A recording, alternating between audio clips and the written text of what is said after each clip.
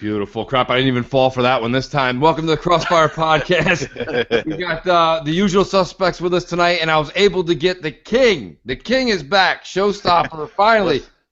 What's happening, everybody? What's happening? Let's get this podcast. I refer to old school shit, though, show you, but you don't realize is I actually called in as, like, your great uncle, and I got you the night off, so you're hanging with us tonight, there all right? you go. I'm off work, everybody. My nephew is sick as hell. He's like, I hope you don't listen to this podcast because I'm in some trouble. Yo, man. No, we got a lot to talk about. Let me talk like this then. Maybe if the power brick was better on the Xbox. Oh, listen, we're getting into that tonight because, Joe, we haven't had you on since we've talked about all this. One of Crap's favorite subjects is new hardware. So I want to talk about how you were me and you were kind of going back and forth with all that, like, good over a year ago. Yeah. Now it's kind of coming to fruition in one way, shape, form, or another. We got my boy Southbound is here, Southbound and Down. What it do? How's everybody doing? It's evening for you guys. You know, he's still here on the best coast. It's still 3 p.m. The least coast. Best coast. West coast is the best coast. Let's see it for near. I get so pissed off when I look at the clock and it's midnight here, and I'm like, fucking Southbound's just getting done having a fucking ice cream cone over in fucking Los Angeles. Damn right. Looking at that ocean. Oh, yeah, that's real nice. I'm looking at a fucking brick wall. Listen, all right, I got my boy, the man, the infamous Crap Gamer. Ooh, hey, what's up? Give him a thumb down. They're already giving Mooch a ton of thumbs down. He gets a bunch of them. It's all about the thumbing. So you get those thumbs in. Better lick it first. What's up? and Rand, who would only do the show tonight if I put him into a room that is a circular room where there's no corners, so I couldn't get behind him to stab him. Rand, welcome to the show, bro. Like zombie Jesus, I have arisen. Oh, ready to complete my masterpiece. Let's do it. Beautiful. Well, and I like to always give credit where credit's due. Crap's got a good way of saying it. When you're doing a podcast like this, you got to let the audience kind of shuffle in a little bit. So, I mean, let's talk about this. Let's talk about Battlefield for a minute. All right? Yeah, that trailer just dropped. It just dropped at 4 o'clock Eastern. And look, myself personally, I like putting the cards on the table. I'm not a huge Battlefield guy, but what have we always said? When the customer keeps asking and asking and asking, it's definitely some kind of fan favoritism when they listen. They went back to World War I. They gave us what we were looking for. Now, they want to throw a couple of, like, you know, maybe I think a lot of people were saying that they may toss in a little bit more of that Wolfenstein type of thing where there's a little bit more of that, like, I don't know what the word is. I want to call it, like, post-Hitler era, but it's not. It's, like, post-World War I in this case. But, like, you know what I mean, where they have a little bit more of that. Alternate history, right? Say again? Oh. Alternate history? No, that was debunked. It is not alternate history. It is not. Okay. So we're looking at straightforward, it is what it is. But I'm flat out excited for it. What do you guys think?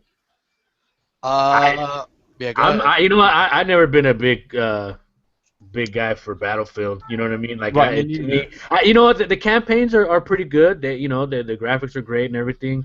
But when it comes to the multiplayer, to me, it's so exhausting because I always feel like you spawn up and you have to run like 14 fucking miles and then you get shot. Yep. And you have to run back that I'm a fat dude, you know what I mean? Like, I don't like fucking walking in real life. You think I want to do that shit in a fucking video game? That's why they got tanks and shit in there when you spawn, man. Hop in that shit, roll over some people. Yeah, that's the problem. I'm always getting run over by motherfuckers in the tanks. Yeah. I have an F-16 usually landing on my head. It's just like my problem with Battlefield really is the map size. It's so huge that, like, you just can't. I don't know, like you said, from one end to the other you're getting sniped or some kind of, like, heavy machinery's landing on your head. I don't know, like that, but I will give it a chance though because I'm done with COD and I did my whole spiel on Crap's show on Xbox Nation. I'm not paying $80 to play a game from 2007. Well, don't worry, Crap will pay for you. That's true. Crap will pay for everybody. Everybody that wants COD from Modern Warfare, Crap, just hit up Crap in the DMs. They'll give you the money. You know? Yeah, if you can DM. Hey, Crap, you balling like that? No, man, I ain't. What happened, man? Is some things don't change? I mean, did Microsoft finally give you that check? I wish, man. They don't want no part of me, man. I'm too I'm too randy or something. I'm not sure what the hell they think. Yeah, it's just yeah, definitely not. I did pre-order Infinite Warfare though for myself. I'm gonna be playing that shit day one. You know what? I like the trailer. I'm like, okay, here's the issue that I have.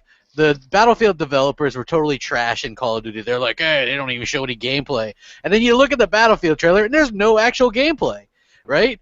So, and it's all not even real footage. It's just like, this is indicative of what the Xbox One version will look like. You know what I mean? It's like they give you... That's what I said. It's in-game footage, right?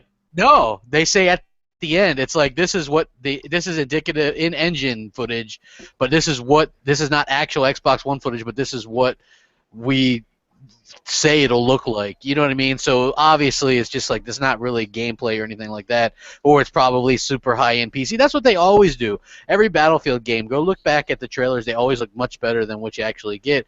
And I'm not saying the game won't look good anyway. I'm just saying that they're going to say one thing about Call of Duty and then do the same thing themselves. You know what I'm saying? To me, it does not, you know what I'm saying? It doesn't really, it's apples and oranges. And I'm not really a Battlefield dude. Like, people would expect, because Microsoft has the marketing rights, which bravo for them, because it'll probably be a big game for them.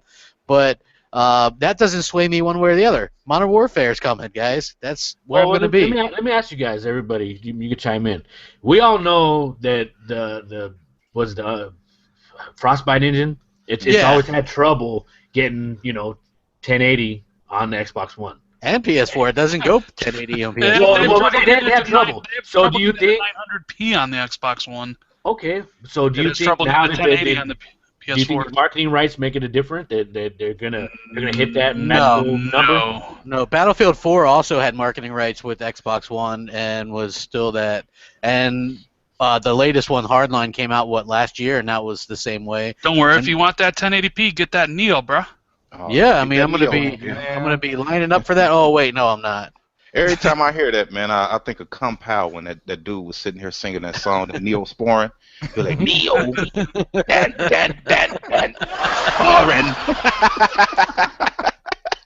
They gave them dudes some Neosporin over there, boy. Good grief.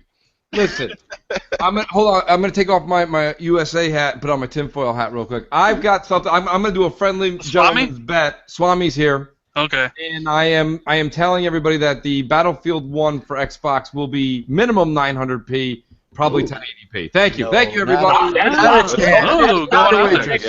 a hard guess. Not a chance. Not a hard guess. Hey, you're talking about this current Xbox that we have now, the one under your... I'm talking about the Xbox that everybody is using in their homes today. Listen, here's the deal. Chance. When the anniversary launches, I got a...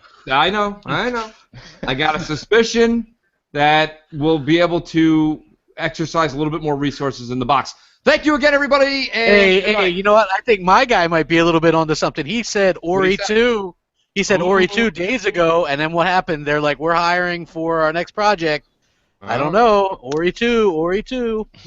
Listen, I'll take Ori 2. I'm playing the definitive. Yeah, but we're a couple years off for that. Maybe. I mean, they're hiring. Well, it depends, to be honest with you, South. Really, I don't know if I agree. Because think about it. It's a 2D scroller, right? They're going to use the same engine. They're just going to change the game layout. It's like that original game took like 3 or 4 years, if I remember correctly. Yeah, but did you read about how they devved it? Right, it was like people all over the world. Yeah, well, that's how Moon Studios is. Right. Yeah. That's the one of the biggest things about it is everybody was so far apart, and the way to be able to create a masterpiece with not being face to face daily. That would made that game even more special. Yeah. I mean, if you think about it, like, of course they're going to make a sequel to it. It's one of the new IPs this gen that sold, from what Moon Studio is saying, recouped its cost back in a single week.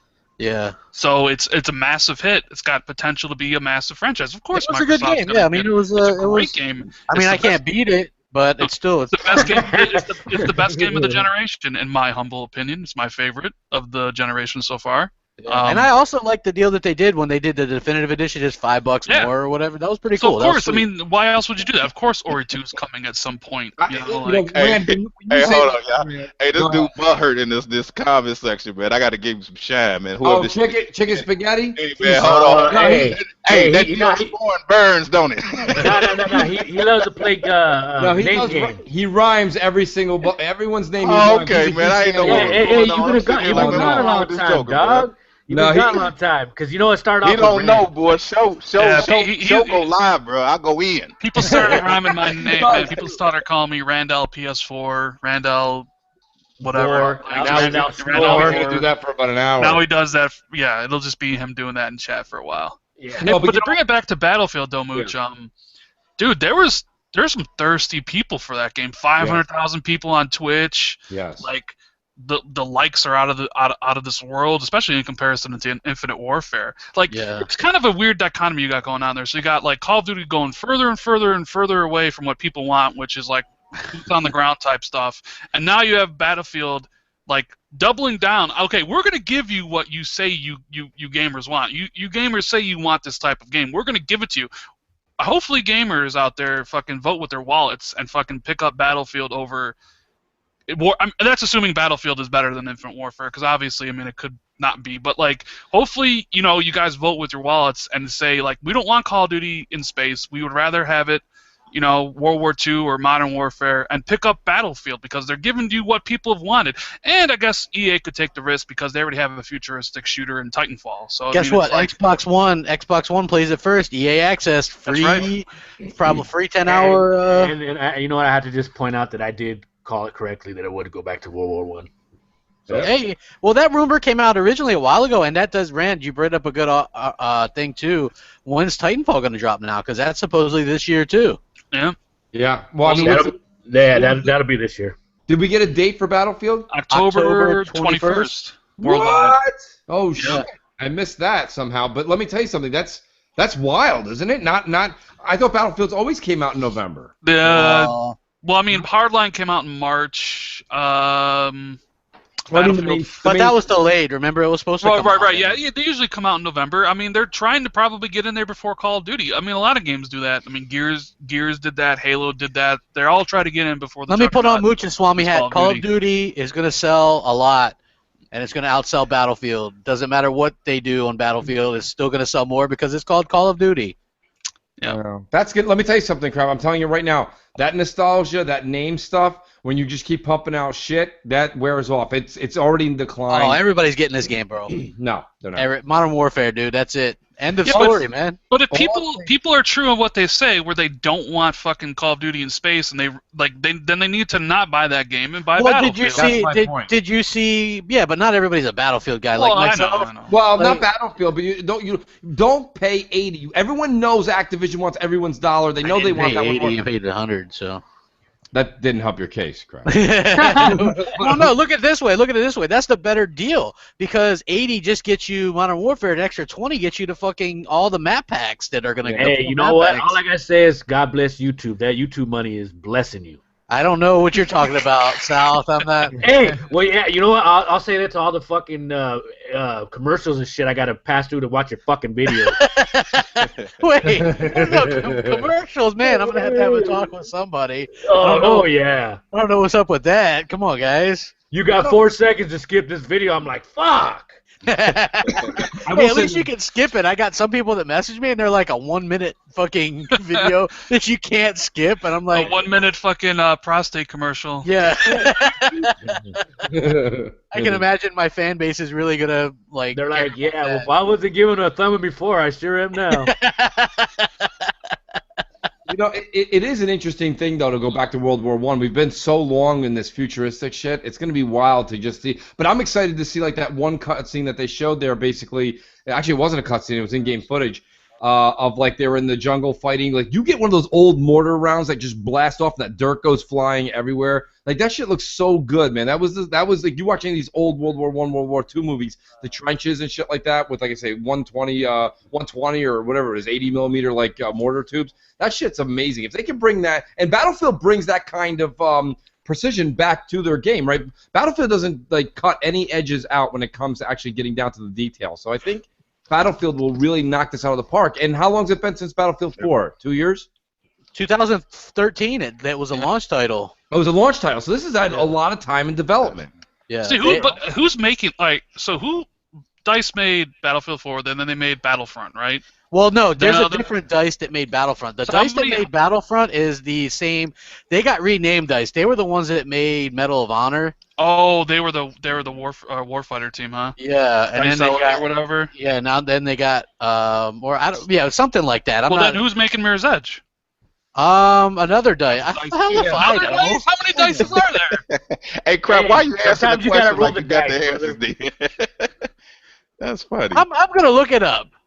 I'm just saying, like, because Battlefront was last year, that was DICE. Battlefield 1 is this year, that's DICE. Mirror's Edge is coming out next month, that's DICE. How many fucking teams does DICE have? And who's the A team and who's the B team? Well, and Battlefield, or the C team. I would assume is the Battlefield is the A team. So you think Battlefield, the one that's coming out this year, is the one? This is the team that made Battlefield 4, then probably. I would assume so. Probably. I mean, think about it. Like, look at the demand and the showcase like just brought in 500,000 people. They know this is their baby. You know? Weird name though, Battlefield 1. They really bought into that Xbox One thing, didn't they? They sure did. I know. But I mean, I would have done like Battlefield WW or something. I don't know. I don't know. It is a little odd. And it's weird that's we haven't had a World War I game, an actual war, I don't think there's. I mean, Valiant Hearts is a World War I game, but that's like a side scroller indie game, even though it's really good. Right. I can't really think of a modern shooter that's been in World War I.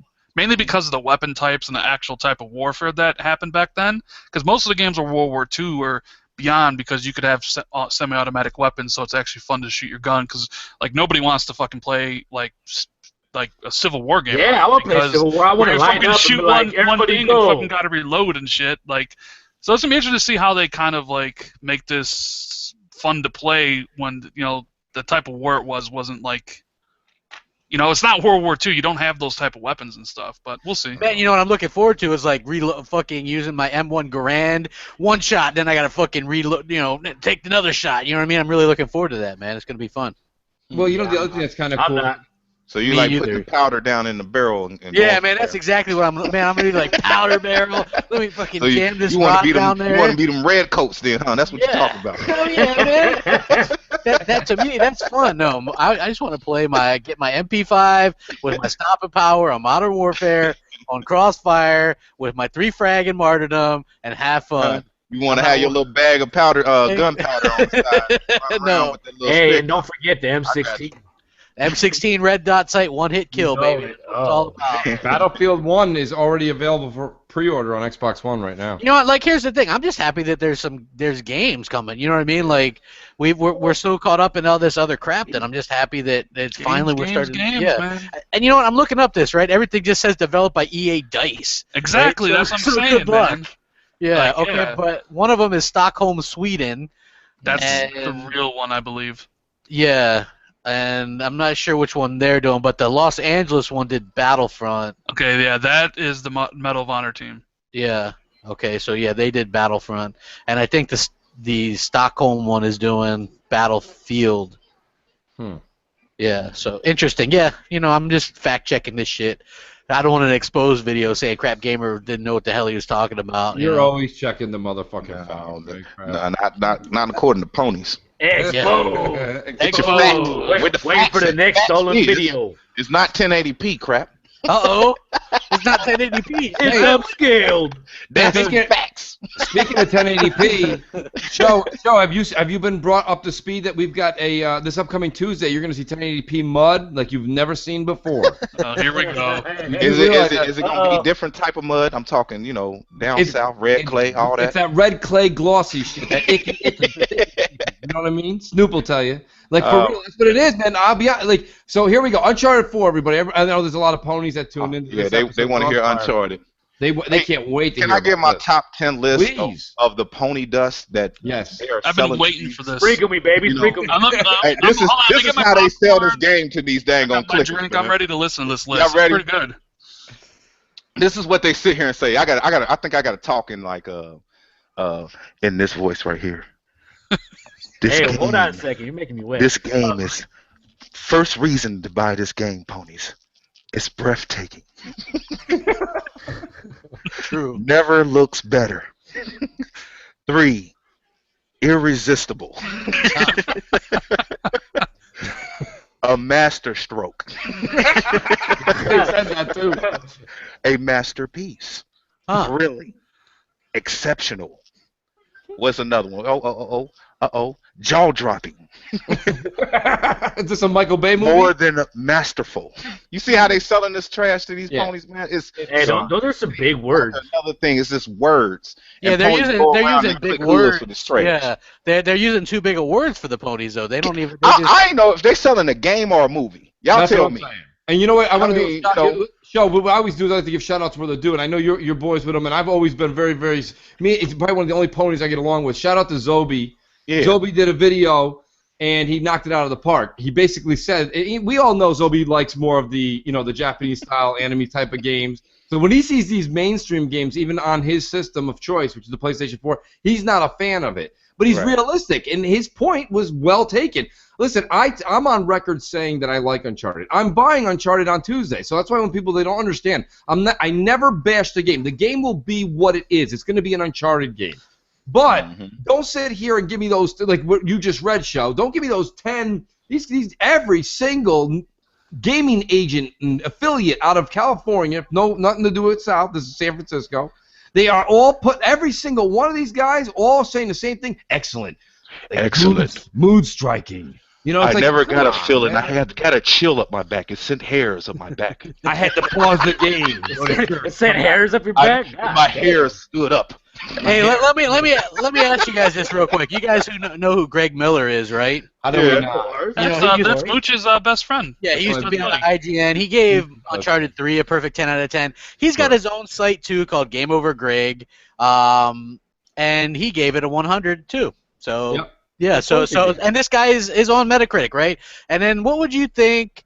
Let's see. What do we got here? We have. Is on Metacritic? Yes, he is. And he gave he has his own funny games. Isn't his website kind of funny, or do he actually has his own site? No, his website is gameover.greg. Oh, okay. All right. Okay. Yeah, he gives it 100. He doesn't even really review games though. Oh well, no, he made sure to review this. Okay. Let's see, PlayStation Lifestyle. What do you think PlayStation Lifestyle gave it? 1 out of 10. 100. Hold on, PlayStation Universe. What do you think that's going to give this 2 out game? of 10. No, 100. The Sixth Axis, named after a fucking PlayStation controller. What do you think this gave? No, 100. Oh, man. Push Square, another named after the fucking PlayStation controller. What do you think it gave it? 6 out of 10. 100. Oh, wow. Yes. GameSpot. Oh, well, that's 7 out of 10 easily. No, that's 100. Whoa. What the Neo get?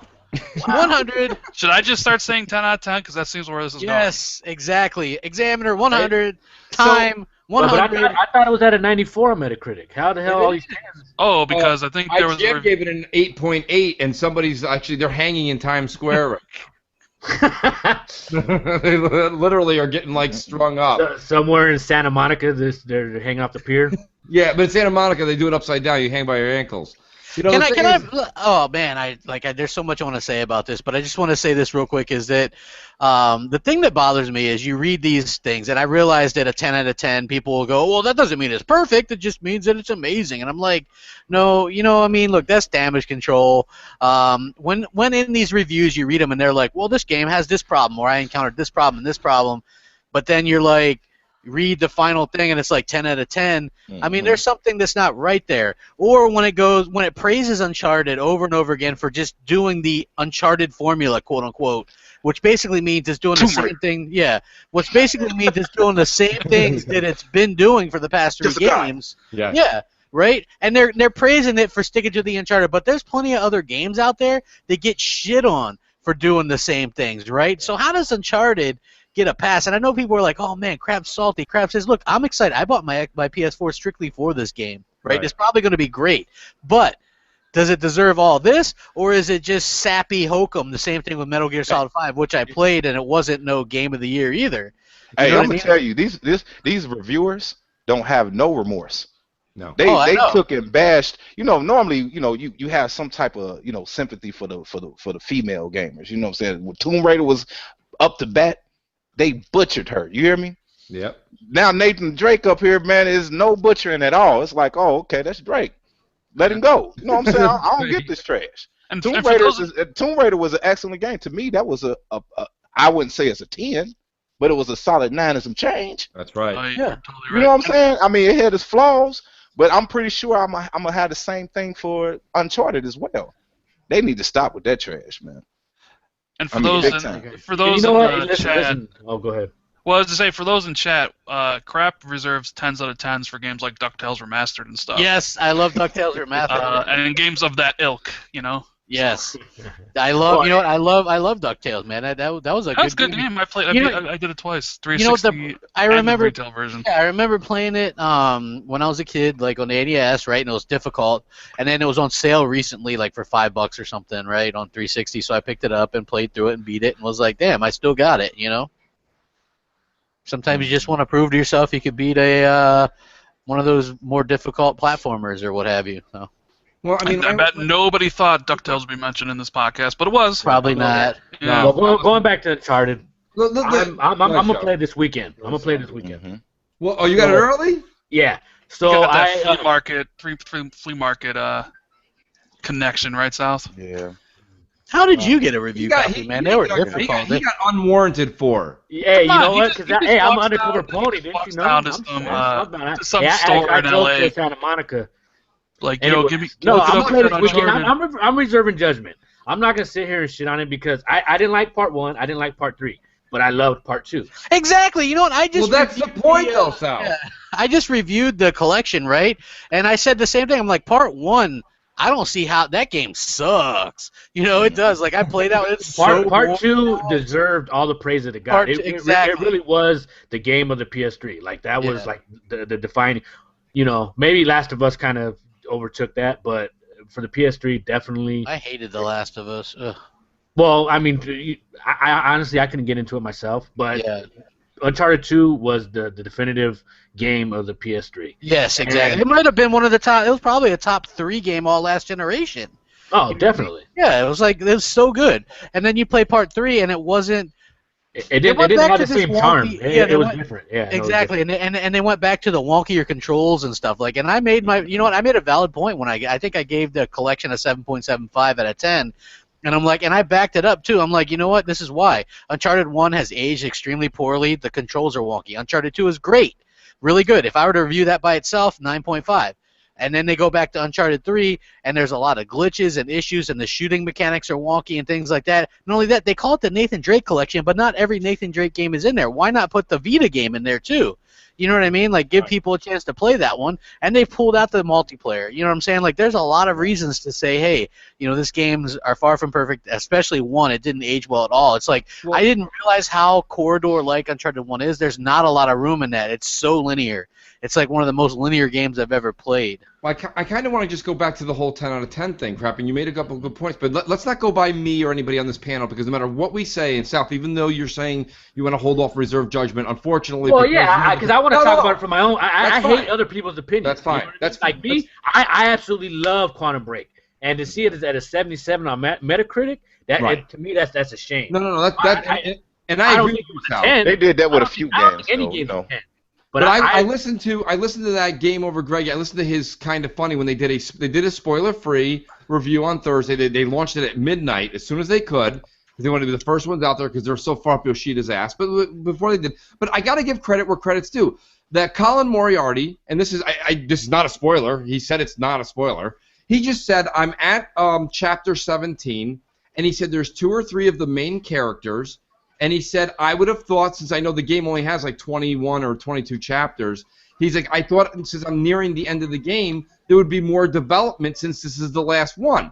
And he goes, that's a negative. You know, he goes, that's a huge negative. So my point here is that, and then he mentioned a few other things that he thought were negative, like he thought the mechanics were still wonky a bit, and he said that adding the rope, he goes, this is dumb. He goes, this is the last game in the quote-unquote like series, and now you're out of nowhere you're giving a guy who's almost nearing the end of his his Uncharted career, now all of a sudden he's swinging on a rope. He goes, that's stupid too. He goes, I just didn't feel that. And he goes, now that we played it through, his buddy Greg had played it through twice. He goes, now that I've played it through twice, I find that the open world, quote unquote, isn't so open. You kind of know where to go unless you're really looking for a few of the treasures. So they said all these things that are like, okay, don't get me wrong, nothing they said was bad. I was still pretty excited about the game. But then, like Crap said, then it's a 10 out of 10. But yeah, okay. So let me ask you guys, because if you say it's a 10 out of 10, then there wouldn't be no negatives or anything that you didn't like at all, right? It'd be completely perfect. No, right? I don't agree with that because everybody's perception of a 10 out of 10 is it's supposed to be flawless. Right. You know what I'm saying? So when you ain't no game flawless, I don't care what game, you can find faults in any game. You really can. You know, if you look in and it depends on your taste, and each gamer is different. You know, at the end of the day, but to sit here and come out and say this game is a 10 out of 10, I'm sorry, it's just not. I don't think any game is a 10 out of 10. And I don't play some as much as I like The Witcher, and I thought that game had everything a gamer would want in a game. Everything. You know what I'm saying? You was able to go to brothels. You was able to do all this little stuff. You had little sex in there. You had everything you want. You know what I'm saying? In that game. And I'm telling you, and that was, to me, still didn't mount to a 10 out of 10. I still gave that a 9.5. Because there was still some things that I thought it kind of lacked in. Rand, I know where Rand's going to go with this. And Rand, don't get me wrong, I'm not even going to contradict it. I think you have a point to what you're about to say. Oh, you already know? You put the Swami hat on? I'm already 10 minutes ahead of this podcast. Right. What I was going to say is that what the 10 out of 10 or the 5 out of 5 from Giant Bomb reads is, this is what they would say is something that they think you would enjoy, blah, blah. But here's the thing. You can't tell somebody that they would even recommend it or enjoy it at a perfect score when it has a couple of negatives. It would then be a 4 out of 5 well, here's or the thing. a 9 out of 10. It's not exactly what I'm going to say. I agree with Sho. I don't really think anything is a perfect 10, right? Right. But here's the problem. If you're never going to use the 10 on the scale, then the 10 should never exist. It should just be 1 to 9. Well, then 9 wouldn't be that. Well, 9 exactly. So then you run into the problem. So like a 10 to me, like if I was going to give a game a 10, it could have some flaws because, like, I don't agree that there's flaws in every game, right? It is. But I could give a game a 10 even if it has a couple minor flaws, just because then if you never use a 10, what's the point of it ever being in the scale, right? Like, you have to use the 10. Well, most people never use a 1 either, but you know they haven't played the games I played because I will use the 1 quite liberally. But I will use the 0. I'll give Soda Freaking Joe a big fat fucking. Hey, I'd give it a -1.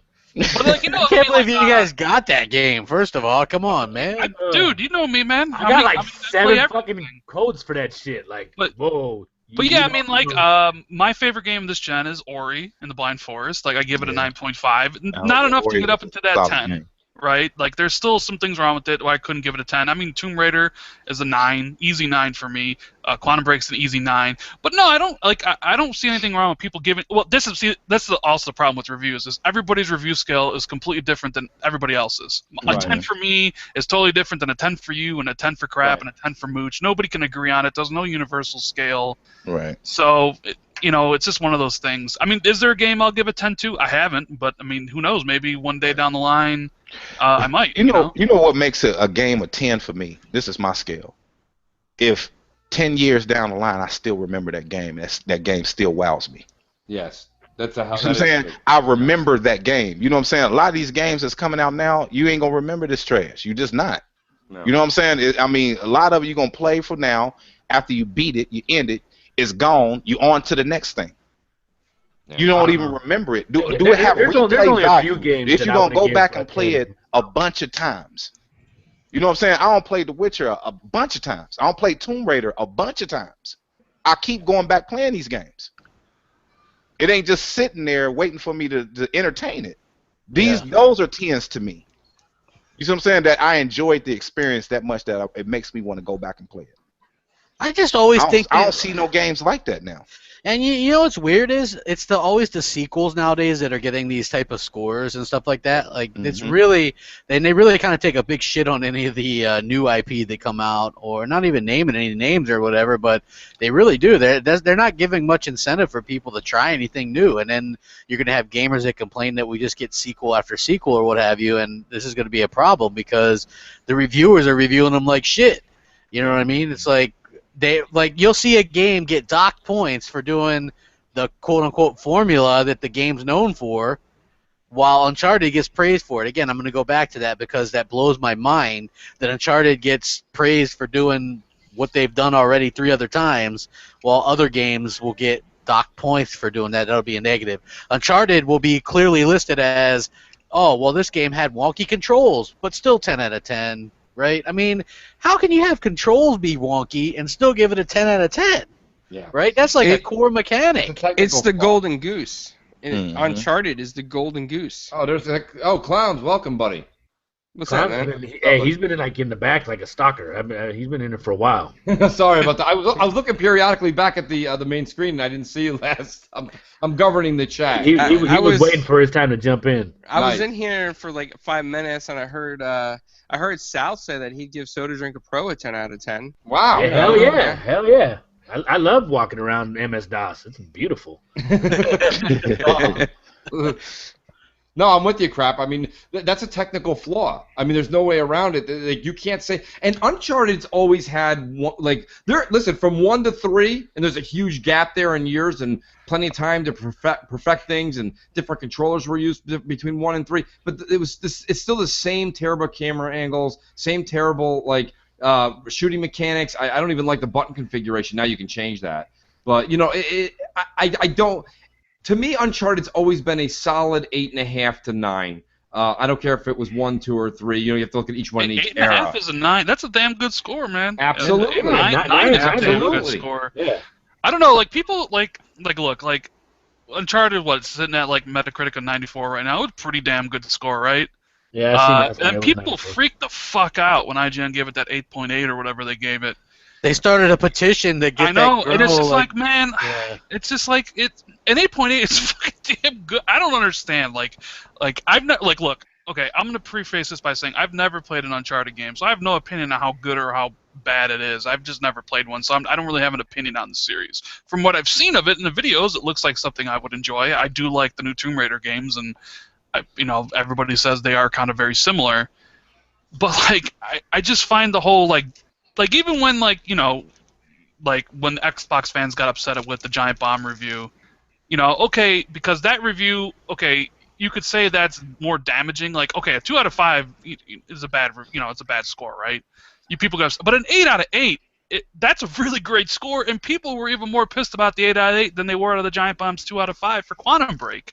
It didn't make any sense to me. 8 out of 8 is a great score. Am I just not in touch with 8.8 out of 10? That's almost a 9. I mean, that's right. I mean, am I out of touch with people? I don't I just kind of shake my head. I think her name's Lucy or whatever. She's actually been the most honest person in IGN history. I'm not even kidding you. She did a lot of the big. I think she also did the. Oh Lord, I can't remember it now. It was the last BioShock, and she nailed it. She did a really good job of doing the review. She didn't give it a 10. Other people were giving it a 10. Some people were giving it a 7. One person gave the last BioShock Infinite a 6 because it didn't like the preacher or / religion aspects of it. It's get over yourself. God. It's a video game, for God's sake. Look at it for what it is.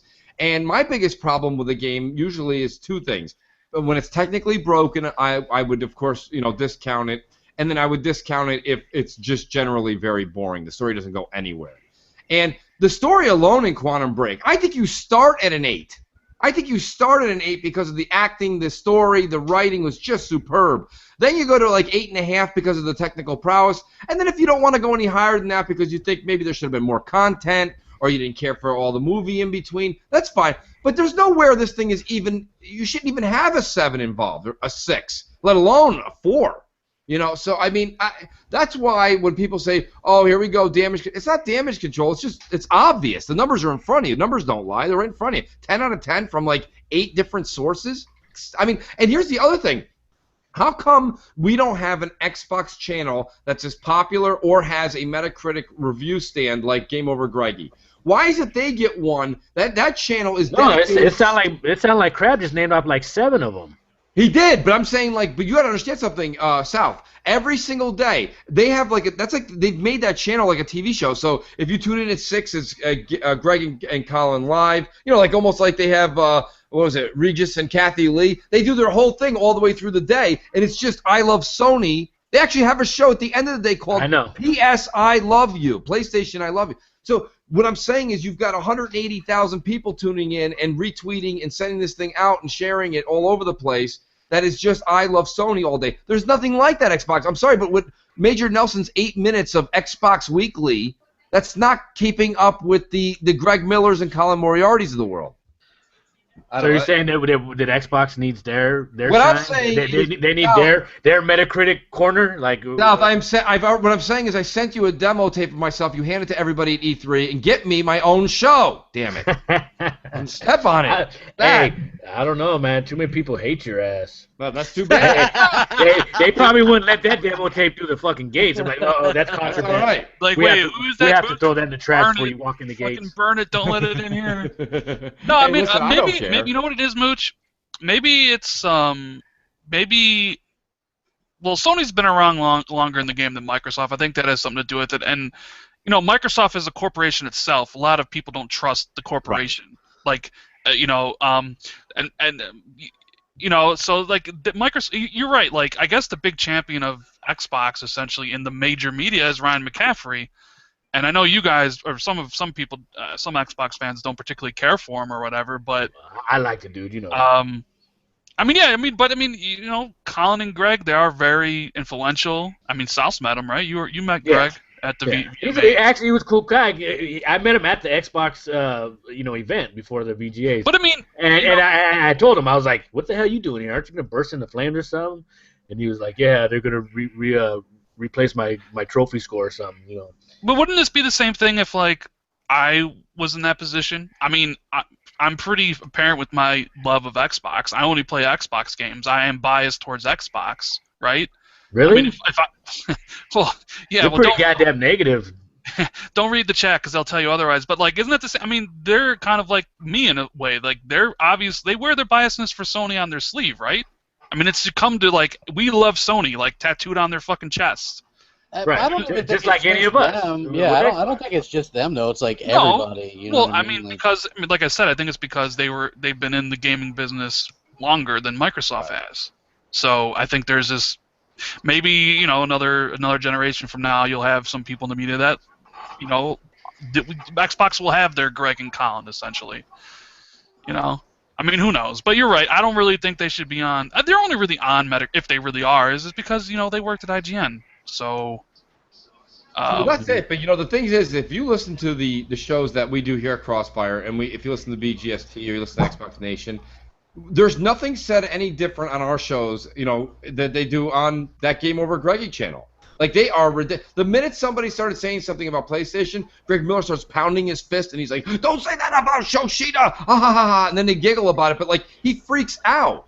Like, he freaks out. So like, oh yeah, like when Colin was like giving Sony the riot act about the you could tell Greg was uncomfortable as fuck. Very uncomfortable. You could because like. Yeah, because he's the yes man, and Colin, you know, I know a lot of people don't like him, but he is very, he'll speak his mind about shit, whether, you know. No, like, that was good. I followed him on Twitter after I saw that, right? Just because I thought it was interesting that he was kind of like really giving a good, honest opinion on the subject, where Greg was just kind of blowing it off. Greg was saying, like looking sideways, like, is Shohita watching through the camera? I don't know, you know. It's a luxury item, you know. Yeah, it's a luxury item. You know what I'm saying? I'm like, right. Get it. Just like when I found out that Phil heard me fucking lambaste the Gears season pass on our podcast, I was like, oh shit. Like, oh god. That was pretty funny.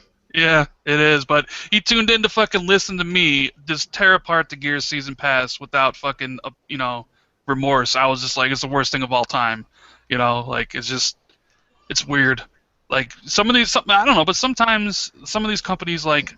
They need to be taken to task for. If not, like, we'd fucking the Xbox One. Well, I think that's what separates us from other people, because we will call Xbox out on their bullshit if we don't agree. Somebody I know called out Phil for.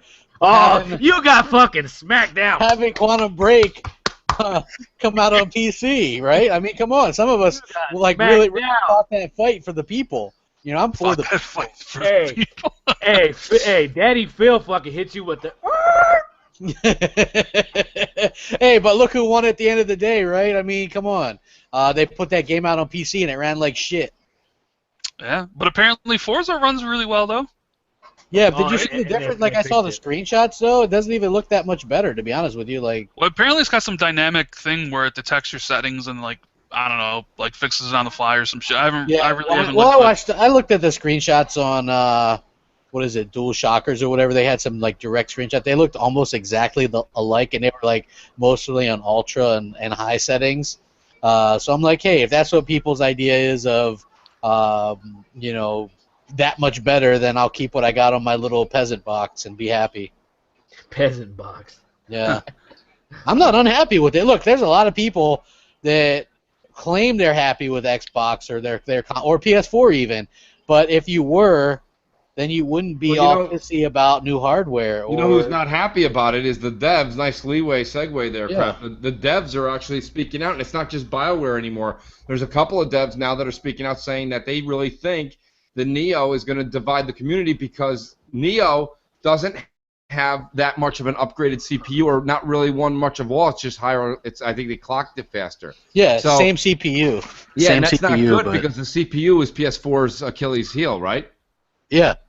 So I mean, that's something they're saying is going to be a problem because the Neo it'll segregate them from the vanilla PS4, and they said it's going to cause problems.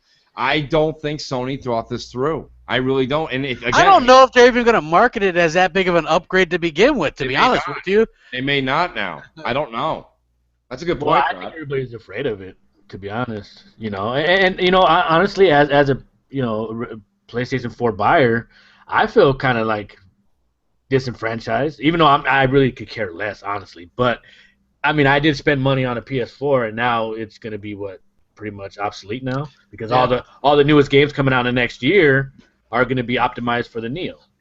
Well, and even though it'll be, it's like the PC thing now. So now it has to be optimized for the old version of the PlayStation 4. You know what I mean? So now I get the shitty end of the stick. Well, when you go to E3, just high-five Yoshida and ask for a PS Neo. Yeah, next time you're in you take an elevator ride with Yoshida, you can just do that. You know what? That's the funniest thing. I didn't even know who the hell he was. Yeah, but he knew who you were. Like, this is Southpaw. No, seriously, he was mad dogging us though, real shit. Mad dog. He was. You gotta what you gotta do is you gotta wear that shirt. Did you see the design that I sent you? Oh, I send me one. I did. I sent it to your. No. Send me a shirt. He's trying to mooch. I'm mooching. Hey, I ain't buying that fucker. You can send it to me. But, hey, I'll wear that shit on Xbox Live daily. You'll see me in the background with that shirt. Oh, yeah, we gotta have Red wear that one too. I swear to God. I want Rand to wear a Mooch for President shirt. Shit. Hey, no, what you gotta do is wear the shirt with Crap Gamer taking a piss on the PS4. I mean, that says it all, dude. Want to prove that you're not an undercover but wait a minute. I thought you're like you and like Clowns are like best buds with Yoshida. Oh, I know. Hey, Clowns is the one Clowns is the one that got like a big old response from him telling him what to play. Hey, man. Hey, Clowns, he's going down to the DM getting fucking video game requests and shit. He's like, yeah, we'll play co-op this weekend. No trip. Hey, in Sal, I hate to say this, man. You got to talk to your Xbox people, but I hate to say this, but Sony speaks to people in the media or podcasts or websites more frequently than Xbox's PR guys do. No way. Shit, yeah. You're fucking crazy. When it comes to requesting first-party games and stuff, yeah, absolutely. No. Yeah. I couldn't get. Hey, Clowns is banned. Get him out of here. I couldn't get a hold of. The only game that I was able to get a hold of lately for as far as Sony first-party games is Ratchet and Clank because I contacted Insomniac directly. They are very stingy with giving out preview copies. Like for Uncharted, it was like a lot of hoops and I couldn't get it. So. You know what I mean? Here's what I mean though. Like we got an email from Sony Santa Monica, and. They're like, oh man, if you guys are at E3, we're gonna high five you. It's called PR, Clowns. Yeah. Really? They said if you're at E3, we'll high five you. Yeah, we got invited. Like saying that's like patting you on the head and saying, "Oh, little kitty, run along." Yeah, but you know what though? Because Inferno is heading out that way. But I mean, we got invited to some Sony stuff. I know it's heading out. We got invited to some Sony after parties and stuff, but I just never responded. Don't most of the people here have like South? That don't you always go to the Microsoft after parties? Yeah. I mean, this dude's got like pictures with all the Microsoft people. I felt funny walking into the PlayStation booth, you know, because I'm wearing my Xbox T-shirts and shit, and I got people looking at me like, oh my god, like I Antichrist or something. No, but here's what I mean though, South. You met those people before, right? You know those people, right? Yeah.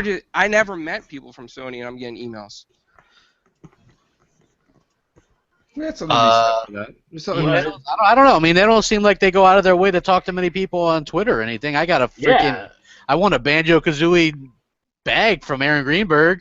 I mean, come on. Let's get real, man. I see Microsoft reaching out to people all the time. Like, when does Yoshida go to Twitter and talk about their plans and things like that, or publicly congratulate Phil on anything? You know, Phil is always the one to do that. When do you ever hear Yoshida playing with the community? Yeah, I don't think he does. You know, I'm gonna go to kind of Mooch here, but I just think it's that culture over in Asia. I just think that, you know, they're a little bit conceited at some points. Well, yeah, that's what it kind of comes down to. That's no, you know what? There's no doubt that their PR has done great this generation, and they've done a hell of a job. I mean, I don't know how they've done it, but yeah. I think you have a point when it comes to, you know, certain people. Like, obviously, Crap has a name for himself for being a fucking, you know, a pony hater and a Sony hater or whatever. So him trying to get codes from, you know, PlayStation would be a lot harder than most people, because he already has that. He's already taped it. Well, Clowns, are you more referring to, like, it's hard to get a Microsoft invite to E3, or it's easier for Sony? Like, what's the discussion here? Well, here's what I'm saying. Like, I'm not South, so I never met people from Microsoft personally before, right? Like, I never shook hands with them before, right? But if I was to, like, reach out to Microsoft's PR people and be like, and say something, it's not like they would send me an email back, say, oh, hey, you want to hang out with us at, you know, a Microsoft only after party that's invite only? But yet Sony will do that to, like, smaller people. Well, does Sony even know you're going to E3?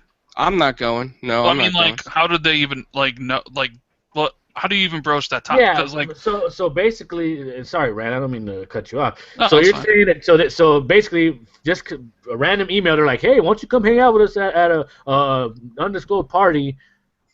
Like, well, that sounds so generic to me. Number one, we're already, like, on their press list for, like, different stuff, right? With Microsoft's PR, we always have to request per individual basis. Everybody does. With Sony, for some reason, we're on some type of press list where we get, like, notifications consistently. The second thing is, like, I reached out to certain individuals at Sony when Inferno was going to PAX, and, you know, asked about who's going to be at PAX and if he can interview anybody at PAX. And all of a sudden we got E3 kind of offers, you know what I'm saying? But, like, Microsoft wouldn't do the same thing in return because we never shook hands with them. It's just like, it's hard. You know what? That's a good point, and that's something that should be brought up, because all the strides that Xbox is trying to make, that's probably something they should be doing. Well, that's, listen, South, he's got a point, because think about it this way, okay? It took you and Tim, even after Larry said he was going to do the stream with me, to kind of get the ball in motion. You know what I'm saying? Like, they really don't, like, they talk to I think Xbox does a better job of communicating with their customers online and for their feedback system is bar none. It's just flat out, hands down, Microsoft's better. But when it comes down to, like, even what you just said a few minutes ago, you got me and Crap putting somewhere between, we work full time, you know what I mean? We have families, this, that, everything else. We're putting in between 8 to 10 hours a week of, like, basically Xbox news and updates. Promotion. You're giving PR. The only guy who follows me is Mike Ibarra, and that's because we're both in engineering. We both have something in common. I can't get anyone else to follow me. Crap had a lot of people following him. He just well, no, but I mean, you know, and slowly he's getting that back. But I mean, my point is that, like, listen, let's just call space. Forget these guys that are in the chat box that say this stuff. There's no racism anywhere. Like, we are friends with every single race, creed, religion, sex. It doesn't matter. So, I mean, this is all ridiculousness. Why aren't I do agree with that. It seems like even when, like, Larry was like, hey, Mooch, let's do that. He even said, let's make this happen. It didn't actually come to fruition until almost literally like 10 hours before we went live. You know, it's all about that PR though, Mooch. That's the thing. It's like okay, so like we wanted Phil to come on TXR, right? Right. And he's the head of the Xbox division. Like you would think, if he wanted to come do something, he could do it. But it's not the case because he can't overstep the boundaries. That's what the PR is there for. Well, and that's what he said. He even said, you know what, I have to set an example. Obviously, he could if he wanted to. He could just say, yeah, I'm going on, whatever. But he has to set an example. So if he has to do it and follow the rules, everybody else does as well. Well, can I say something about this too, real quick? Is Microsoft has way more people trying to troll them and shit, and they have to be way more careful because everybody blows whatever they say or do out of proportion. So for them to be a little bit stricter, I completely understand it. I doubt that a quarter of many people try to like troll and do that shit to Sony that happens to Microsoft. And Larry Herb in particular, he gets trolled a fucking lot. Whenever you see a post, I want to know how good the weed is up in Seattle because I mean, that guy gets fucking trashed. I don't know how he does it day in and day out. They have an entire server dedicated to just the messages he gets at Xbox. An entire fucking server bank dedicated to just him. But just to go back real quick, I want to play devil's advocate here, and we sometimes wonder why the media is so biased. Do you think it's because like Sony responds to like almost every media thing with something to whet their appetite or offer them something, even if they can't give them what they want? I think that plays into it. Yeah, it definitely has played. So I heard. So here's the thing. So last gen, the media was very much in love with Xbox, right? Especially when they were winning, because from what I understand, Microsoft gave a lot of perks out, free live, all that stuff. That kind of stopped now. Like, you can get PSN, like they give out PSN Plus like for free to all these people in the press. Like it's super easy to get stuff from Sony, and that people talk about like PS4s and stuff too. Well, people talk about like, well, that doesn't affect my judgment and stuff. Like if I get free stuff, but like companies, there are companies that have done. Hold on, Rand. Hold on. Let me cut you off real quick because that's a big reason why I love Xbox so much is because the shit that they do for me. Like I don't feel like a customer. I feel like family. Right, but I mean, that may be for you, but that's not for everybody else. Though. Right. No, obviously. But what I'm saying is like people like Boogie, people like Game Over Greg and Colin. They even said on that podcast where they were bitching about, or Colin was bitching about the Neo, that they don't even pay for their own games. They just get them all for free. We know people like Boogie and Angry Joe get all free stuff in games. They'll get free VR. Well, so bottom line, they're getting paid off, right? I mean, that's really. But it's not so much that they're getting paid off. It's just that let's take Angry Joe for instance. He's got 2.4 million people. His videos get so much. Like Microsoft is trying to reach that audience. Same thing with Boogie. Like they're trying to reach the audience that he has. And they'll do it. I mean, that's why, small time podcasts and small time YouTube channels aren't necessarily worth these companies' times. It's like, who can you reach? It's like, my reach is. Here's the thing, Rick. I don't mean to cut you off there, but here's the thing: Sony will still reach out to the small guys. That's the thing. That's the thing that needs to be better. That's the problem on Xbox. Well, the thing is, though, Rand, remember even when you use the word small, because I have different interpretations now of small. Because even if you have somebody who has 2,000 followers or subs on YouTube, the 2,000 I watched a show with our boy there, Jeff. Who's our buddy from used to work for Game Trailers, Jeff Knightley or Jeff Keighley. Jeff Keighley. He was doing one of his shows, and they got into trolling. They were talking about being trolled on Twitter and blah blah blah. And somebody said to him, "Well, when do you actually even pay attention to one?" He's like, "If somebody on Twitter, this is him talking, not me." He said, "If somebody on Twitter doesn't have 500 followers on Twitter, I block them. They don't really exist." I think there's an unsaid number. I don't think it's 500. I think it's higher than that. But let's say 1,000, 2,000, 3,000, maybe it's 5,000. When you have a certain number that would still be considered small when you're looking at somebody like Ashton Kutcher who has 18 million, even though you only have 5,000, 6,000, it's the what is it there? It's the by factors. They call it factors. It's by factors. So you have so many people that are retweeting it, etc. So what Clowns is making a good point to is And I've been, like I said, I've had my own business since I was 21 years of age. You've got to treat the customer that spends 99 cents the same as the guy who comes in and spends $100. You're totally right. And that's where Sony's knocking it out of the park. And Microsoft, and like I said, now I think Microsoft is changing it because they recently hired someone really well who's special. No, like okay. I'm telling you, they specialize in this. His name is Andy Lanek. Look him up on Twitter. Okay. He used to work for Sandbox Strategies. He specialized in helping out like smaller YouTubers, Twitch streamers, and stuff to connect with big companies. Microsoft hired him. He is now their like influence. I forget what his job title is, but he's essentially working under Major Nelson as like he's I think it said it like his relationship support or something. Like yeah, so like they're trying to make more inroads in that stuff, and they specifically hired him to do that. Like, he's supposed to shut up. You always give me shit about that word. Now I always feel bad when I have to say it. No, like I think Microsoft is very cognizant of the deficiency they have in that department, and it's the same thing with like if you want to go back, because me and Tim actually talked about this earlier today about indie games, right? Like let me just get my point across before we well, I don't like indie games as much as anybody, but like so the beginning of this gen, Sony was all behind indie games because I think they kind of knew this is where the gen was going. So all the indie games were on PlayStation. They're like, we love developers love us, and Microsoft was on the outside looking in because they couldn't get any indie games because of their archaic publishing thing. And then they made it at Xbox. They got rid of the parity clause, and now you have fucking 5 indie games a week. I just think in some of these things, Sony's a little bit more ahead of the curve. Yeah. But that's but they're ahead of the curve because they keep their ear to the ground. Well, I think it's only because Microsoft is a bigger corporation. It takes time for bigger corporations to get things changed, right? True. So that's why I think these things took a while. Like the parity clause was above Phil's head. Like that was fucking way above it. Like he couldn't change that. Like he had to fight for it to be changed, and it was. But like Sony's not as big of a corporation as Microsoft. And of course, Xbox isn't nearly as important to Microsoft as PlayStation is to Sony.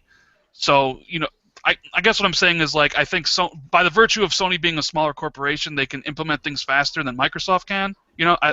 That's essentially what I'm saying. But I think Microsoft realizes that, and they're trying to fix it, is what I'm trying to say. Yeah, well, I mean, Xbox is the best box, folks. Come on. It is something. I mean, there needs to be criticism, and shout out to Clowns. Nice job bringing that subject up because it's something we don't really talk about. And Sal, to be honest with you, we all know your relationship with them. And don't get me wrong, you made a good point. You're like, I don't really feel like it's a business thing. It's more like family, and that's true for you. But because and believe me, I know I'm biased. It's okay. Biased. You should be, but like I said, anybody would feel like, listen, if I met your real life brother, but I didn't know he was your brother, right? And I was at a party, and I'm like, this guy was being an ass and this and that. You'd be like, yo, calm down, man, that's my brother. Even if you said that night, my brother's being an ass, you are biased because it's family. So I get what you're saying, but like then here's my point: when you have people like Crap, Z, all of us that like literally put all this time in, and we know you, and you know us to a certain extent. Like the fact that they don't like communicate with us even that much is like that is shocking to me a little bit. Like, don't get me wrong, I don't want any of the perks and stuff that you're getting, but I'm saying like I don't see why they don't. I should hope not, man. Well, I mean, hey, I don't get like I don't get flown across the world and shit like that. You know what I mean? No. But I mean, wouldn't you think after 2 years and Zair's been doing it for 3 years, he's got 22,000 subs. You would think that they would follow and like be like even like inquire. One of the things I did on a video one time is I just mentioned it was generic. I was being very generic. As I said, when Microsoft was making their box with their engineering and their questionnaire team, have you, South, and Tim, and Crap, Z, myself, Rand, people they know that play the damn thing day in and day out, have us into a questionnaire for one day. Ask us the questions. I actually got polled one time locally for the huge power company, basically National Grid, which powers from Maine all the way down to I think like Virginia, if not more. Like they're responsible for a lot of the power in this country, maybe even more than I mentioned. I went to a full day. It was like a meet and greet. And what can we do better? Because we've got, personally, they told us, they're like, we're getting attacked. We're being told because we're the monopoly company, we are treating people like shit. No one's returning phone calls. So they did this thing, and now people still hate monopolies. Let's just call a spade a spade. But they worked really hard on that. Why is it when you weren't developing the Xbox One, don't just sit there in a closed laboratory with a bunch of people that play Xbox for an hour a week. Get people in here that you do semi-trust that work for you, but we're basically working for them without making a dime, and get us in there and be like, what do you guys think? Or when E3 comes, be like, South, here's 15 passes. You hand them out, get people in, but this is no free ride. We actually want some input. And actually talk to the freaking gamers. Talk to people who are passionate. That doesn't mean you're going to use all of our ideas, but we talk. Crap talks to so many people on Xbox Live a day. Then he talks to so many people on Twitter. I talk to so many people on Twitter and Xbox Live myself. That doesn't count for Z and all these other guys. And you guys included. Well, okay, why not have us in there? No. You have a great point. But the thing is, they already have their go-to panel, and it's called the Xbox MVPs. Now, do I agree with it? No, of course not. Well, I think something. I don't think those guys are doing their due diligence. Well, see, that's the thing. I've had a conversation with one of the MVPs, and we actually talked about it for a couple hours. And I go, to me, it seems like a good old boys club. Like you guys are holding on to the reins of this. Wait, are you saying the MVPs have input on their fucking design choices of the fucking system? No. But when it comes to a lot of decisions, they're included. They have their summits. Okay. And I mean, for instance, the league controllers. The league controllers. They were involved in a lot of that. Explain to people what an MVP is. I don't think a lot of people know what an Xbox MVP is. Well, explain, man. I know what it is. Value, professional, whatever the fuck. But it's basically, honestly, it's people that's had websites, and it's people that have communities, and because YouTube is such a new thing, that obviously they should incorporate more people from YouTube and streamers and the guys like Crap or Mooch or who whatever have you. I don't know. There's some kind of a stigma that comes with BGST. And I'll be honest with you, I think that people are afraid of you guys. They're afraid of they're afraid of you guys being racist. But Sal, hold on, before you go down the same line that we heard for 2 years, listen to me for a minute. The people that say that or are worried about that, they need to also get over that, okay? Because that's a dumb and very, very childish way to look at the show. It's a very, very I think it's on an unprofessional point on the other side of the coin. I don't think they should look at BGST and think, why? Because you've got a bunch of 14-year-olds that just play a chat box. It goes over the time and commitment that BGST and the people on that channel put in for their network. That's horse shit. That's just flat out horse shit. Technically, Mooch, you could be. All right, so an MVP is basically anybody that does anything for Xbox that gets a significant amount of views. Like, for instance, Green Skull's an MVP. Even though he really only does Halo stuff, he gets so many views. He's an MVP. I know a couple MVPs. A couple of them are really good dudes. And Scratch is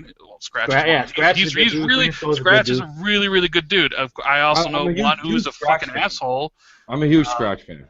I also know one who's a fucking big asshole. I'm not even gonna say his name, but like, they're just kind of like big. Like, you're right. It kind of seems like a good old boy club, right? Yeah. And but like I think one of the requirements to get into the program is you have to have someone from Microsoft actually nominate you to be in the program. Like, that's the problem. Well, technically, yeah, anybody can nominate anybody. I gotta stop you guys right there. That's the biggest problem because here's the thing. That means that Microsoft is only reaching within its own fan base. Sony is reaching to multiple Sony fan canceled their MVP program. Yeah, but I mean they don't even need an MVP program with the way they got the press, but they're just reaching into multiple fan bases. Right, and I agree. I mean that's because they were. But see, but then okay, let me ask you a question, clowns. You got say you're a PR person for Xbox. Yep. You got your inbox full of people requesting codes or requesting, interviews. How can you like in a one day figure out who's legit, who's not? Well, here's what you do. Anybody that's ever sat there and trash talked you like Giant Bomb 2 out of 5 on Corner Break, goodbye, delete. You can't do that. You can't. Well, you can't do that. Sony has no problem doing that. So you're saying one bad review for one game and you're invalidated? That's not what he's saying. That's what he's saying. He's saying one bad review, you're done. He spoke for 6 seconds. Give him a chance to explain himself. What I'm saying, though, is that, like, I think, Clowns, let me let you finish. Go ahead, finish your thought.